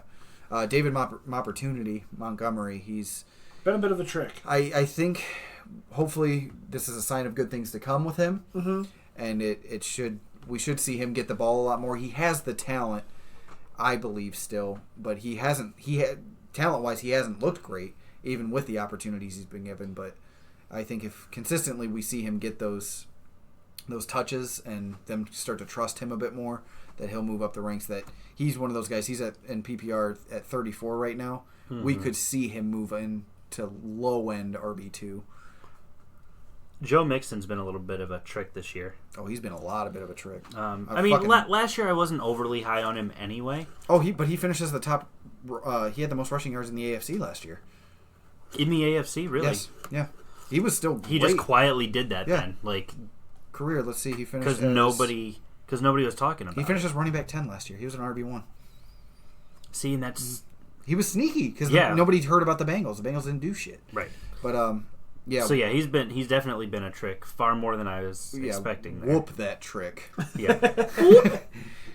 Oh, I don't know. Are you familiar with the movie that I'm referencing? I'm not. Okay, Hustle and Flow. Oh yeah. Whoop that trick. Get him. But yeah, so he's not white. He's just really light skinned. But yeah, so he's been a trick for sure. I don't know. Maybe he'll bounce back, but I mean that Bengals offensive line is garbage. Bottom. Their number one pick is out for the season towards the ACL in camp, and it's just after that just a downslide of. It's like putting Mitchell Trubisky for that entire offensive line. It's all trash. Get Oscar the Grouch out there. One of the garbage cans. One of the other top treats of the year, Chris Godwin. We got Michael Thomas number 1, Chris Godwin number 2, Cooper Kupp number 3, Mike Evans. There are 2 fucking Bucs wide receivers in the top 4, and they look great. Amari Cooper, people who didn't have faith and were iffy on him being a boom or bust guy, he's looking solid. Been a boom. I think he's had 1 bust game this year. Yeah, 22, 14, 26, 9.8. So I guess that constitutes as a bust. So he's had 2 bust games, but he's still been pretty consistent. And well, I guess even that 1 point game, he went out with an injury. So I'll say Terry McLaurin, definitely a treat. Yep. So if he hasn't been doing much the last couple weeks, and it scares me. If I know they're starting to lock him down. Well, no. It scares me with them potentially going to Dwayne Haskins. if he has to fill in. I would rather if Case Keenum's in there, Terry McLaurin's. Well, that's my whole thing is like, I started him that last week because Case Keenum was playing. He got all those points in the first half. Mm-hmm. And then when Case went out, it's like Dwayne just doesn't look ready yet. Yeah. No, he's not, and that's fine. Like there are guys who are ready right away, guys who need some time. Dwayne's one of those guys who needs some time. Yep, perfectly fine. Courtland Sutton's I've been high on him since last year. Right now he's the number 13 wide receiver. Yeah. So he's been a bit of a treat for me this year. Another quick one I want to talk about is Allen Robinson. Yes. Allen's... Yeah. He's looking really good. And He's looking like a viable every week starter. I mean, he hasn't had a game below 8 points. Mm-hmm. So, I mean, even if he is out there, he's wide receiver 14 right now, but he's had boom games, 17, 28, 24, especially his last two games are 24 and 28. Mm-hmm. Or, sorry, before the Chargers. But even in his mega games, he's still giving you points. So I will say somebody who's been a bit of a trick is Odell. Oh, God, dude. He tricked everybody in the Browns organization. Preach. I mean, Tyler you're Boyd. going to continue starting Odell. Yeah, you can't not. But and that's the point where he's a trick. Because of name, you're going to keep putting him out there. And I think with these coming weeks, we'll see if he's the consistent guy that the Browns were looking for. Because if they can't do anything with him in these upcoming weeks, it's fucked. That's the best way I can put it. I don't remember how long his contract was that they signed. He already had his extension done with the Giants. And I think that was like a 4-year deal, 4 or 5 year extension. Juju is a definite trick. I hope to see better things from him, but see, I think a lot of that comes down to Ben being out. Yeah, it does. So. And just their offense in general, just not looking, not clicking at all. Yeah, just not looking dangerous. Honestly, they don't scare you. Sammy Watkins is the trickiest trickster, the super trick of all the tricks with his fucking 43, or was it 40? It was 43 something. Yeah. Point the performance Lizard King in week 1, and then. Where did you go? Yeah, he's just gone. But see, he went into fucking hibernation, went and took a nap, and it's like, I just don't feel like playing anymore. Yeah. No more points. Sammy, Watkins, your wallet. Fucking nothing. I'm broke. Jesus. Thank you. Jesus Christ, that was a stretch. Josh Gordon has been a trick for me this year. Well, not just for me, but like for guys in general who were high on him coming back from suspension. Because he's such a dynamic playmaker. People who are high on him after he's coming back from being high. Yeah. Hey, he's still got a ring. He's very much a cut candidate for the Patriots too, because they put him on IR. They can still cut him whenever they want, and then once they do that, he can sign with whatever team. And that's the news out of New England right now. That's the most likely case. He will be subject to waivers after tomorrow. Really? Yep. Mm-hmm. Because if they don't because they can't trade him because he's on IR right now, right? Is that how the rule works? Mm-hmm. So after tomorrow, waivers, and so any team can put in a bid for him. Another couple tricks: wide receivers not named Cooper Kupp for the Rams. Both Brandon Cooks and even Melissa was like, "Well, he's down. Do you want anything? Do you want to give me anything for Brandon Cooks?" And I was like, "Honestly, not really. No. I don't." And I know the name value's there and the talent's there. It's just they don't have that deep connection this year. So where is Robert Woods even? I don't even see him on this list.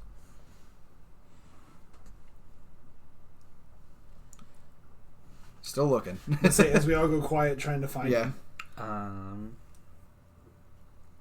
Number 39. Oh, yeah, 12.3 points average. Yeah. But right under Odell. Yeah. Yeah, there he is.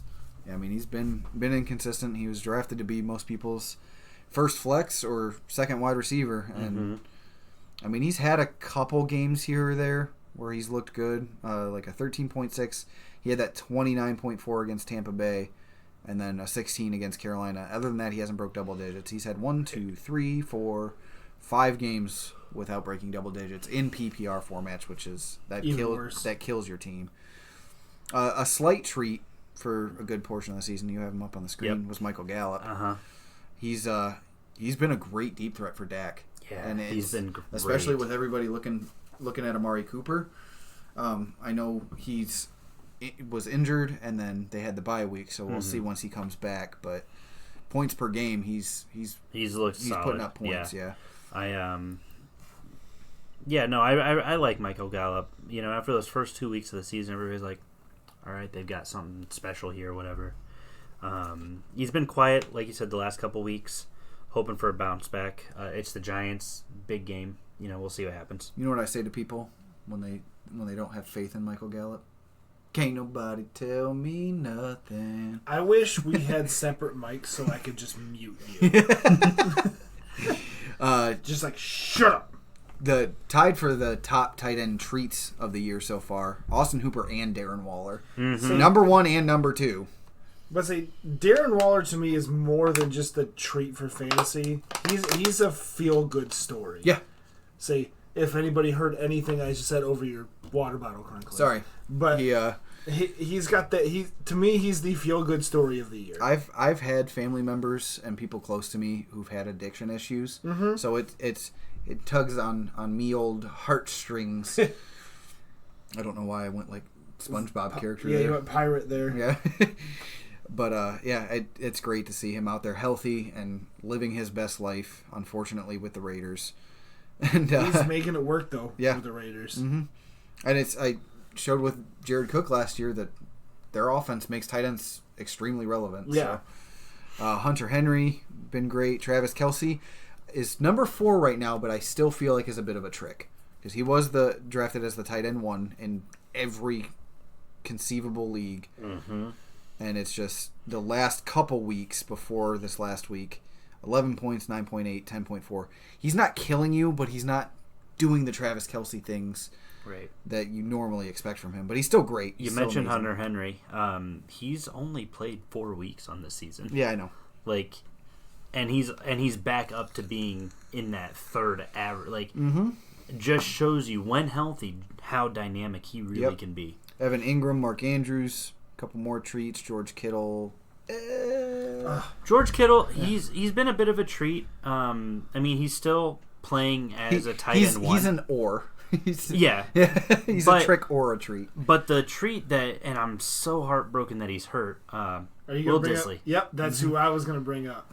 He was such a treat. Yeah. And then he decided, or I should say he decided. Yeah, can we not say exploded after he exploded his fucking Achilles?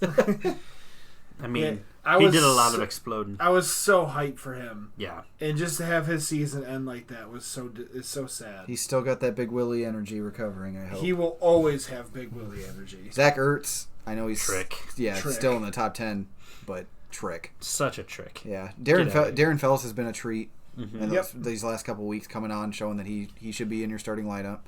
I see Alex has him up. Jason Witten. Treat. You're not playing him for tight end upside. No. But he hasn't finished with less than 5.9 points. Yeah. And you're playing him for consistency. Yeah. If you need points at the tight end position, he's going to get them. And the fact that he's coming back after taking a year off, so you're out of football shape. Yeah. Not really. Yeah. But, you're out of football shape. Well, there's a difference between being in shape and being in football shape. Right. So to come back and to be a consistent, I'm always here for a check down. Mm-hmm. Been a pleasant surprise watching him come back. Really big trick, TJ Hawkinson.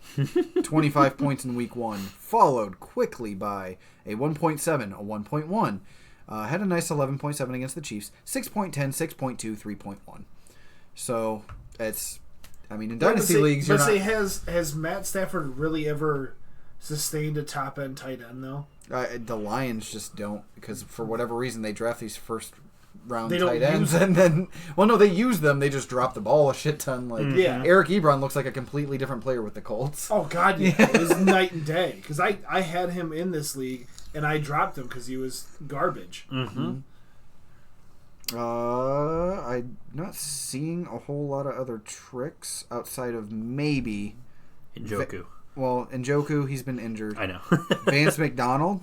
A lot of people were doing the Vance dance in the preseason. And so he got hurt, didn't he? Yeah, he did get hurt for a little bit, but he's still, even when he plays, in games he's played, he's had one mega boom game, and that's it. Go ahead. I was just saying, that was the major one. O.J. Howard is a hella trick. Mm-hmm. He's him and Cameron Brate, honestly. Mm-hmm. Yeah. But It's just Bruce Arians doesn't use tight ends in his system. And I think OJ's out hurt. Mm-hmm. But he put up a couple gooses, didn't he? He was another. He's put up one goose egg that I've seen. Yeah, he's. But a 2-point game, a 5-point game, a 4.5. He hasn't even broken 10 this year. No. So, and he's actually one of the other guys that we missed for trade rumors. I know the Bucks came out and said that they were, or beat reporters are reporting that they expect a lot back for him because the talent's there. And at this point, I would want to see him go to another team. Mm-hmm. So, and then who was the other one? Jared Cook, a definite Jared trick. Cook just decided to show up in New Orleans and do nothing. Mm-hmm. Absolutely nothing. Kyle Rudolph's been a trick. Big time. I dropped him, picked him back up, probably going to drop him again. DSTs, I've got one trick and one treat. Well, actually, I've got two treats. Niners D. Niners, he's probably the biggest. And of course, one of the biggest treats. The fucking fantasy MVP of the season, the Patriots D. Yeah. Do they have 4 defensive touchdowns? Yeah. And they've given up 3. Three they've touchdowns. Given up 4. Oh, 4 now, by the end of the game. But still, 4 and 4.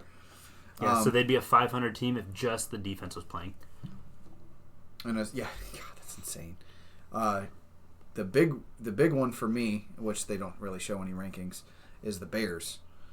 The Bears D does not. They came out strong the first couple weeks. Where are they at? Because you have it on average, that's why it's not ranking. Okay. The Bears D is not the first 2 weeks they came out swinging like the Bears D from last year, and they've just kind of found a hill to just go down, and they got brand new bearings in their skateboard and just said, "Let's fucking go." So week 3, 24 points. Week 4, 20 points. 5, 6, 4 since then. Yep. I've been really impressed with the Saints defense. Mm-hmm. They've had no game below 6 points, which 6 points, whatever. Everything else has been 7 and up. And they've just been playing really, really well. I'm sure some of it's all right, we got to step our game up because Brees is out. But they've looked really solid as a unit. But I think it's really interesting. The top 2 defenses are New England and San Francisco. Both those teams are undefeated. There's a 70-point difference. Yeah. Between New England and San Francisco. Yeah. 70 points. That's just mind blowing. Well, see, in both those teams, I'm trying to double check and make sure before I talk and sound stupid. Which I do every show anyway. They are the only 2 teams in the league right now that have allowed less than 100 points. Mm-hmm. And the Patriots have allowed less than 50 points on the season. Here's what's stupid. So 19 interceptions. Yeah. What the fuck? Well, dude? and that's what I mentioned. They're on pace to break 60 turnovers. Yeah. Which, my God. And here's what's crazy. The Patriots defense has a 181. Mm-hmm. Christian McCaffrey has 209 points, essentially. Yeah. Okay? The Patriots defense will probably pass Russell Wilson next week and be number 5. That's disgusting. Honestly, they could probably jump Michael Thomas. Yeah. And the big thing with yeah. with defenses getting you points, then the ground base of it is sacks. Mm-hmm. If your team can get a sack, it's worth a point each time. So Pats lead the league in sacks. Niners are third behind the Panthers. Mm-hmm. And the Panthers have looked like a good streaming D from time to time. So somehow on our waivers. I think that had a lot to do with their matchup against the Niners this week. Yeah, I think that's... Yeah. they still got 3 points, though. Yeah. But, surprisingly. Look at the Panthers. 23, 16. This is all standard scoring for... defense. For defense in Sleeper. 16, 15, 13. So they had a big, long stretch where they were getting double-digit points. But I think that's going to do it. No more spoopy stuff. That will end our trick or treat segment. And I forgot where we were at. So I think it's going to move us on to, our Primetime Pie recap for Week 8. Melissa got pied. Yes, she did. She finished 0-3. Yeah. You finished 1-2. and I finished 2-1, which puts me at 11-4. And I believe, let me try to do the math real quick. So it made me 7-8. 8-7. You're 8-7. Yeah. Yeah, Yeah, so- because you're 3 games back of me. Yeah. Or no. You're 7-8 because you were 3 games back going Yeah. in, and now you're 4 games back because Yeah. I finished 1 better than you this week. It was just, let me tell you, it's such a good feeling to finally get a break from eating whipped cream. Yeah. I think that's why you want us to have a guest on the show because It gives me better odds. yeah. You go from 50% to 33.3 Yeah. repeating, of course. Hey, if we bring up math, let's bring up Scott Snyder's math. Yeah. But what is the spreads this week? I don't like them at all. I'm trying to bring up your notes here. All of the away teams are favored. Really? Yes. We've got 49ers at the Cardinals, so this is going to move us on to our Week 9 bets, naturally. 49ers at Cards, favored by 7.5. It's that half point that kills me. Yeah, right? Pats at Ravens, favored by 5. Cowboys at Giants, favored by 7.5. I don't like any of these. Yeah. Good God. And this is where I'm worried that we won't differ, because I have some picks in here that I like. AJ, you guys both technically finished last, so I'll let you guys go first. 49ers at Cards. 49ers are favored by 7.5 points. Again, these are all based off of early betting odds through the CBS Sports app, because that's what we have to get our hands on Mondays, because we have to do 1 show per week right now. Right now. That's why this one is already an hour and 40 minutes. Mm-hmm. I figured Alex was on. We might get close to 2. You're welcome. I don't... Oh, jeez, I don't know, because the Cardinals can be sneaky. They can be sneaky, but San Francisco's defense, man. I'm taking the Niners on that. There's Same. no way I'm not betting against them on that. Yeah, chalk-wise, I'm going with them as well. So this is where I'm getting worried. Yeah. So we're either... If we all have the same picks... It'll go down to scores. Yeah, I guess we'll do it that way. Because That's that's what we Yeah. decided before. Pats at Ravens. Pats are favored by 5 points, I believe. That's the lowest. How about this? The lowest point total that they're favored by. Oh yeah, we got to do our. Let me points write this down. That way we can get the points down. Yeah. If you guys want to talk about that one. Do we want to say score, or do we want to say they win by X amount of points? Well, no, we'll give our score Okay, and then okay. we'll incorporate they win Gotcha, by X gotcha. amount. And we're not doing prices right rules closest with No, absolutely not. without going over wins. Right, It's no, just- absolutely. It's closest. on either side Yeah. of it. Because if we did that, I could say, oh, the 49ers will win by 28. And you'd be like, oh, I'll say that they win by 29. Right. No. Yeah. Sure. So we're all taking the Niners, right? Yep. Mhm. You guys go ahead with your scores. I I'll give you guys first pick. say, let's see. Do we want to... Okay, so for tiebreakers, if we do end up all picking the same game, or same teams in each game, do we want to add up all the point total and whoever has the lowest margin difference wins? I'm fine with that. Yeah, That I think, works. yeah, we add up I think that's fair. all 3 point totals and then lowest one. Yeah, because wins. lowest is obviously Yeah. closest overall. Yep. So we'll do that. Yeah. I say because they're going up against, because that means Kittle's probably gonna have a good day because they're going up against Arizona. Mm-hmm. So I'm saying 35-20. Okay. I'm going 31-10. Okay. So that gives you what, 25, and gives Gives me me- a 21. Gives me 15. Oh yeah, 15. Yeah, and I'm 21. Yeah. Yeah. 21. You got some points there, Alex? Yeah, I'm looking over some stats. And real quick, little thing. We don't have to write this down. I'm saying Tevin Coleman comes up with 2 touchdowns in this game. I'm gonna go. I'm gonna go a just closer game than expected because Kyler Murray and that offense can be a little bit sneaky. I'm gonna go 28-10. Not against that offensive line, man. I don't see it. And this is just me counterpointing you just Sure. a little bit, but I'm gonna go 28-10. that I mean that's still a wider margin Yeah, than it's what still AJ yeah. had. Yeah. But I'm just saying, like, I don't think that I'm thinking that Arizona's defense is gonna do something. I mean, I don't, man. They're they're not. They have We'll see. no big playmakers, and wide receiver's not the strength of the Niners, and their best defensive player is Patrick Peterson. Run. So run is there, but we'll see. Run is their game. Run is their game. 49ers are their name. Pats at Ravens. Pats are favored by 5 points. 500 points. Got it. And it all depends on which Ravens defense shows up.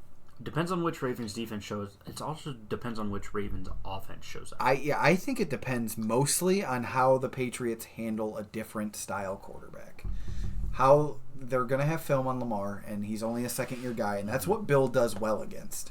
He loves feasting on those young guys. But I think they're going to do their best to try and establish the run game, which the Patriots showed last week that they are susceptible to decent run games. Right.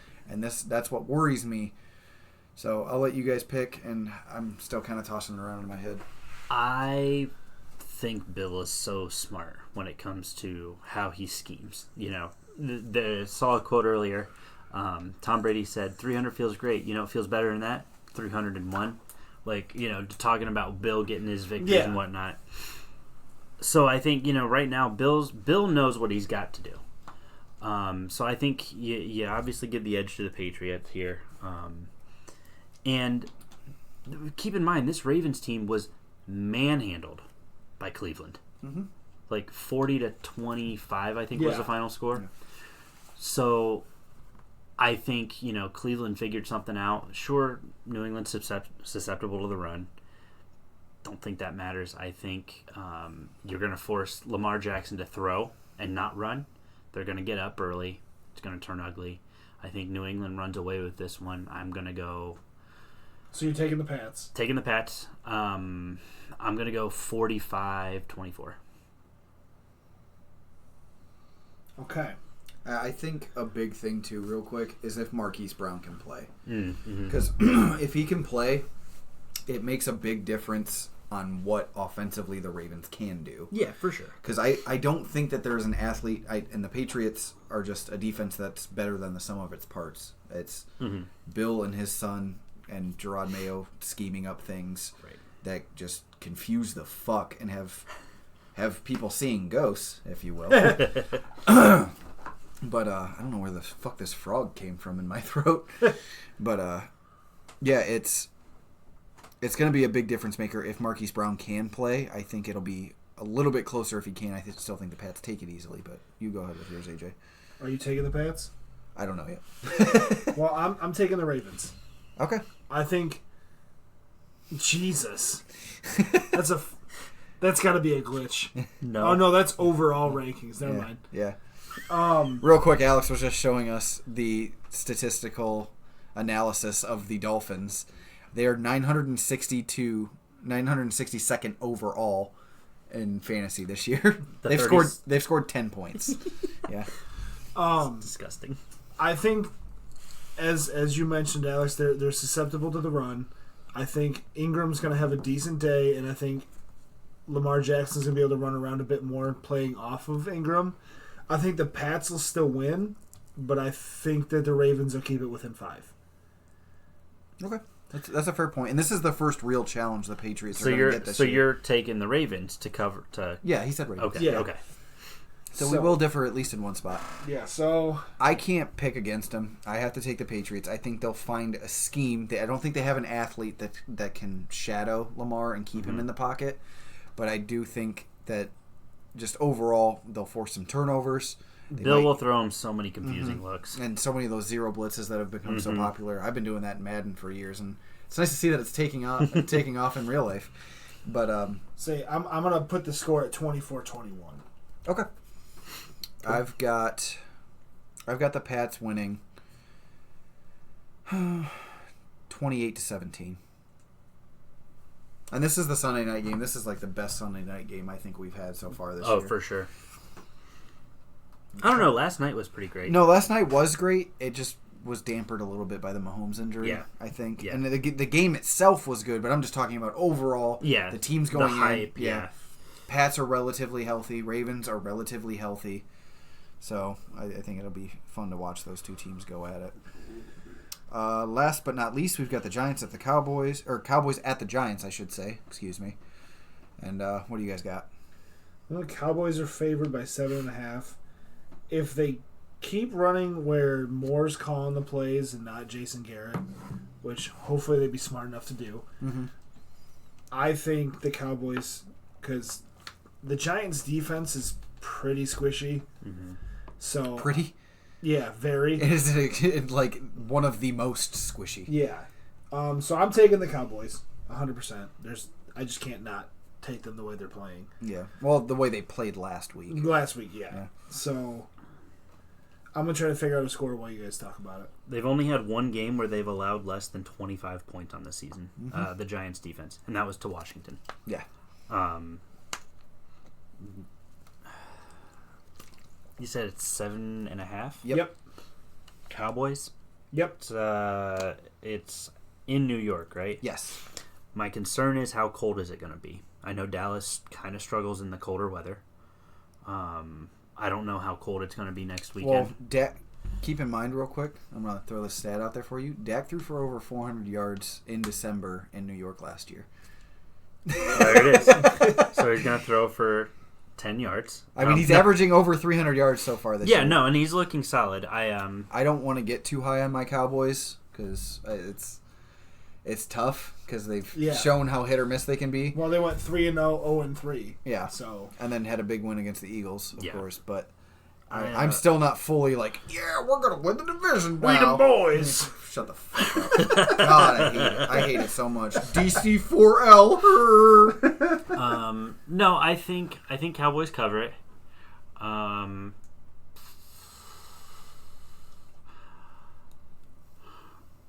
Think because they played them earlier this year. Yeah. They what, just 2 weeks ago? No, they played in week 1. Yeah. Blew them out, right? Mm-hmm.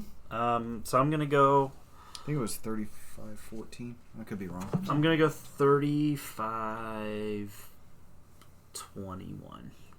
Just to point out, I went 35-17 was my decision. So we're pretty close. Nice. I'll say Cowboys break 30 again. I'll go. I think they kind of came into their own with their defensive pressure against the Eagles. Yeah. And the Giants' offensive line is okay. It's not great. And Daniel Jones is still a rookie quarterback. Especially if Sterling Shepard can't play. Now, I know the Cowboys are susceptible to tight ends, so Evan Ingram, I think, will have a good game. He was almost my start of the week if he wasn't like a top-tier tight end already. Yeah. So I wouldn't be surprised if he was AJ's tight end start of the week. Nope. But I'll say they still cover. I'll take the Cowboys. And I'll go 31-20. Okay. They are rolling down. I don't know why I went Just went weird. Tony Montana. I was thinking end of the world. No, I don't know what I just did. Yeah. Words came out in a funny fashion. Sorry, Alex is getting goofy and showing us memes that I'm talking and not reading. Say that. Okay. Say after that now, that'll move us into our starts of the week. Who do you got for your starts of the week? Well, real quick, because they're both in the same game, I hope you don't mind, I'm going to go Matt Stafford against the Raiders, who is, they are 31st against QBs, averaging 28 points per game. And then flip it on the other side, 30th against running backs, the Lions defense is anyways. I'll take Josh Jacobs, 24 points per game from the Lions D, so... Nice. I almost went, and we talked about it a little bit before the show. I almost went everybody. I thought about starting T.J. Hawkinson against the Raiders, who was bad against the tight end, and then Marvin Jones. So yeah, I want to say since you went QB running back right away. Say I took the other quarterback in that matchup. I did take Derek Carr because Detroit's 27th against the quarterback position, giving up 24.14. So, and then. You know, we talked about Jones quite a bit, or Aaron Jones. My running back is, the Jones-Williams pairing against the Chargers. Well, I would go with just Williams because people are going to start Jones regardless. Well, yeah. But Going up against the Chargers have the 27th defense against running backs. They're really 21 bad. and a quarter. Yeah. And I'll move that right into the wide receiver position. The Chargers play this last week. Keep talking. So you distracted me when you started talking. I did pick Michael Gallup against New York. Mm-hmm. I think he's going to be one of those guys a lot of people are starting anyway. But New York Giants are 30th against a wide receiver, giving up 28 points right now. Yeah, and he like I said, he's a really good secondary option for Dak, and he's one of the big reasons he's been averaging over 300 yards per game. Yep. So I do like that one a lot. Mine is DK Metcalf against the Bucks. 27th ranked against wide receivers, giving up 27 points per game. Gross. And between Tyler Lockett and I guess David Moore, and they had some other guy that I hadn't ever heard of out on the field. But I like DK Metcalf a lot. He is leading the league in red zone targets right now. Really? Yep, with 13. I saw the stat earlier on Twitter that he is leading the league in red zone targets. So look for him to get into the end zone once, maybe even twice. So, and that moves me on to my tight end. Eric Ebron against the Steelers. They have not looked great against tight ends so far this year. It's only 9 points per game, but that's just an average. That's typical. But they're 28th against tight ends, and I think Jacoby kind of gets right a little bit passing wise. Steelers do still have a really great pass rush, but I just see them being able to go into Pittsburgh and being able to come out with the win there. I can see it. See, I went Hunter Henry against Green Bay.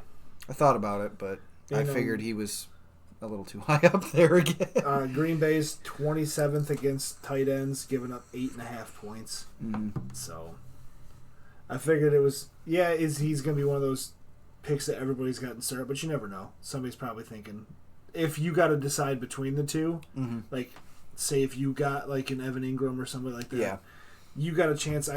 Hunter Henry's not a bad option this week. Yeah. That's my ESPN league. Got to move on to our last segment of the evening, so we can. The good chunk of us here can go home and go the fuck to sleep. I can be up in 4 hours to go back to work.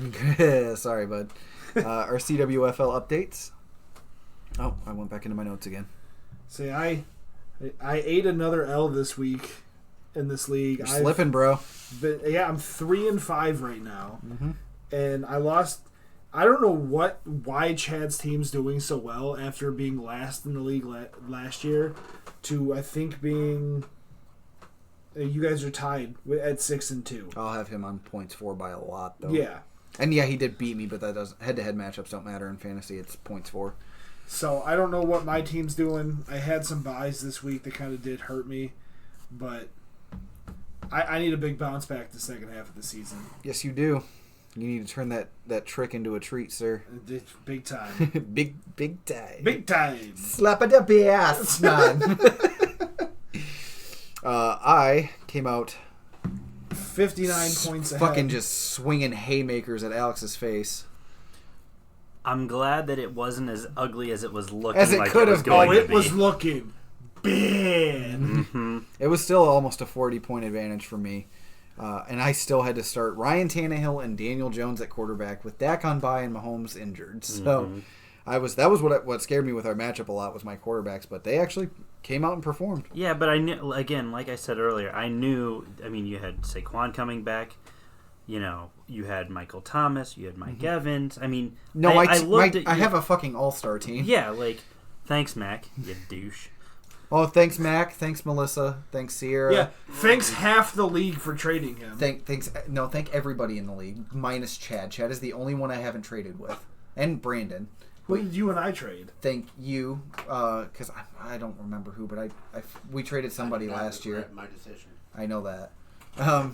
Yeah, because his team's turning out well for it. So so you guys call it trade our We're word. just grumpy, okay? Alex and I make trades frequently, so and that Tevin Coleman one's about to really pay off for me, hopefully. Yeah, I mean that one I'm not too upset about because I've got consistency with running backs. Yeah, and you also leveraged Aaron Rodgers into Deshaun Watson. Right. But that was the main thing for me is that between Ryan Tannehill and Daniel Jones, we talked about it, Russell Wilson, when they're in game scripts where they're ahead, they're just going to run the ball. Yeah.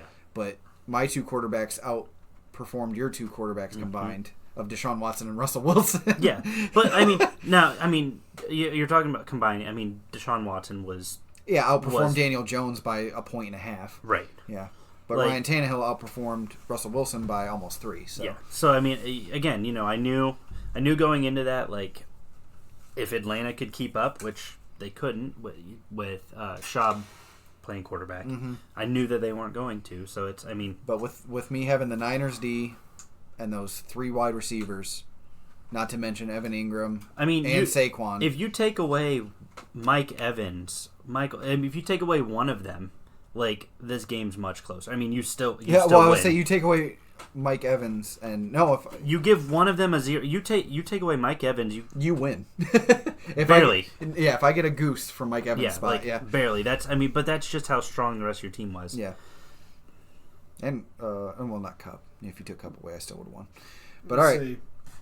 Mac, I want you to know I was rooting for you. Mac, we all were rooting for you. So was I. Like, I was ready to talk some good shit. Still 4-4. That was the battle of 4-4 teams. Well, what ended up as 4-4 teams. See, it looked like you were going to pull that win out there at the end. Yeah, see, that's why I'm not that mad about it. Because we're tied. I had the same thing happen to me tonight. I ended up falling 6 points shy in my pay league. Yeah, like we're tied. She didn't one up me. I didn't one up her. Yeah, that's fine. But say you have a better record than I do, so. Yeah. Sierra bounced back against Brandon. Brandon falling far back to earth after that butt whomping he put on you. Butt whooping. Yeah, I'm the reason he's 2-6. Yeah, opened that can of whoop ass on you last week and then came out as the lowest scoring team of the week. He's been in that position quite consistently. He left a lot of points on his bench. We had a funny little situation, and I know you two know about it, but I'll let the listeners know. I was letting Sierra know that Tyrell Williams was out on the waiver wire. Nobody had picked him up. And I told her, I was like, you should pick him up and you should start him over Mike Williams. And he goosed in the first half. Yeah, he did. Tyrell Williams did. And she was like, what the fuck, Dylan? You fucking did this. I was like, I will let you slap me if he doesn't pass Mike Williams.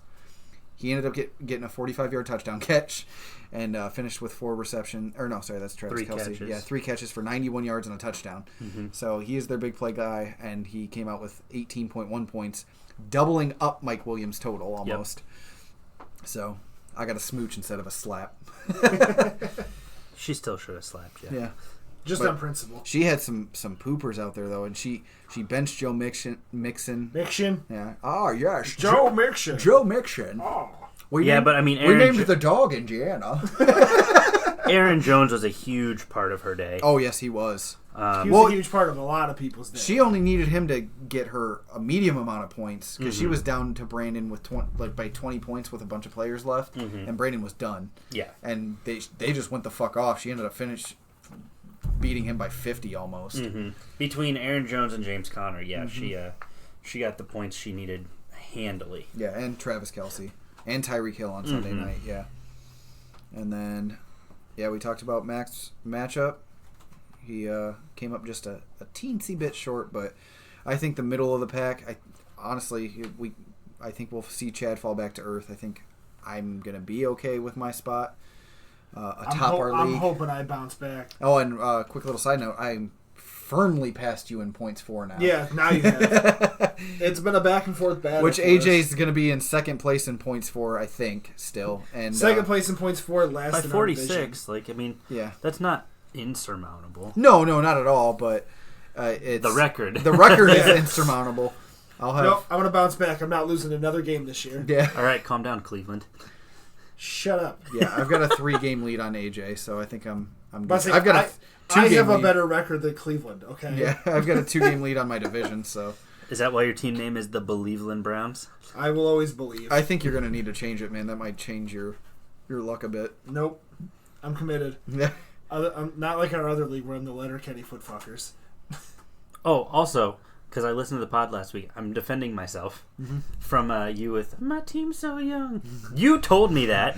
You're like, man, your team is so young. If you looked at it. You've been saying that for a long time. I was agreeing with you. No, you mentioned it at the beginning of the season. It's like, you know, you've traded a lot of the old pieces away, and you've got a really young team. And I was like, oh, wow, I really do. And as I'm looking at it, like, most of my roster 2 years or less. Like, you know, so like still one of the worst trades. I mean, you flipped him. You got lucky because Chad's a fucking dum-dum.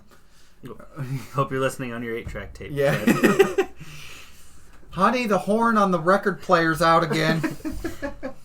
But, yeah, you really stupidly, in my opinion, traded Julio Jones away for Jarvis Landry. Straight up. Yeah. Well, and that's... And swap picks, I think. I think you gave him a I did. first, and we he did gave you trade back picks. a second. Yeah. Yeah. And, like, it's fine with it because I was trying to rebuild for, you know, down the road because I know Julio's going to retire eventually. It's not going to be like next year. Yeah, but wide receivers stay relevant. He's 30. So they stay relevant until, like, 32, 33. Yeah.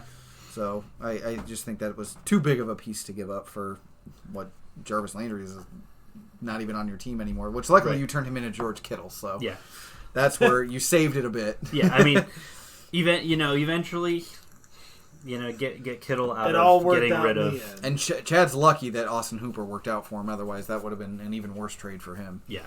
Which is it's still a bad trade. I mean, I'm sure that's the only reason he was willing to even consider getting. Yeah, but he's still. I would still rather start Kittle. Hooper and Kittle over Hooper and Landry. Right? Yeah. I mean, has he even started Landry in the last couple weeks? I doubt it. He didn't against me. I know that. Is anybody starting Landry in the last couple weeks? Narp. Yeah, no. No, he put him in his flex. Got him 11.5 points this week. All right, guys. Let me pull up my docket here. I think that's the end of the show, pretty much. That's going to wrap up our show. I do. Hold off on that. Oh, now it's going to sound awkward. I don't give a fuck. I want to throw a quick shout out. I've been kind of talking to them and partnering with them a bit. To Super Movie Bros, Dave and Jay. Mm-hmm. Check them out. They are absolutely fucking phenomenal. They know their shit. If you guys want to know about movies, if you want some top 10 or top 5 lists, they do those as well. They do a really good job of throwing out different things to people, and really they broaden people's horizons. They make movie cocktails for different movies. I just listened to their Patreon episode where they made a shot based on Pennywise when they did a review or like a go back watch through of it before It 2 came out, and it looked delicious. It looked absolutely delicious. But Dave and Jay, they're both awesome. Like us, they don't mind cursing. They don't give a fuck. Neither do we. And I just want to give them a shout out. Appreciate you guys. You are a big inspiration to my contributions to this podcast. That's why we come in with the Beard Brother Dylan and Beard Brother AJ, because they come in super movie. That's what you showed me. I'm like, yep, we're doing that. No, you were hesitant at first. You were really hesitant. No, but yeah, go and check them out. Their Twitter handle is @SuperMoviePod, and then you can just find them on any podcast listening app. Just Super Movie Bros, and give them a quick peek and see if you like them, because they're fucking phenomenal. All right, and quick shout out again to you can go ahead and start playing it. Quick shout out to ATB Sports for presenting us again. Go and check out some of their articles. Follow them on Twitter at ATBSports.Net, I believe, right? Especially read the ones that Alex writes. Yeah, he's got good shit. They also have weekly bets that you should check out, and I think the bets are to thrive. Yeah. The guy who does it is phenomenal. So yeah, he really knows his stuff there. You guys got anything else you want to close out the show with? No, I'm just glad this week I didn't get pied, and hopefully my pick of the Ravens doesn't bite me in the ass. All right. Well, we appreciate every single one of you guys that listen. We love you with all of our hearts combined. My heart. We want some more feedback from you guys. We do appreciate all the support you guys have given us. Hopefully that continues, and you don't just start hating us and stop listening. And don't forget, check out Beard Brothers Fantasy Football on YouTube, Twitter, Facebook, and Instagram. We will see you guys next week. We love you. Goodbye. Goodbye!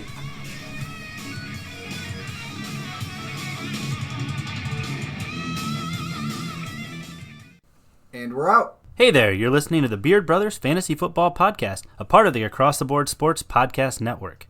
If you enjoyed today's episode, head on over to ATBSports.net, where you can find all kinds of quality articles, podcasts covering the NFL, college football, NBA, Major League Baseball, and more. Check them out at ATBSports.net, follow them on Twitter at ATBSports.net, or pop on over to the Facebook page, facebook.com/ATBSports.net. Across the board sports, unique sports coverage.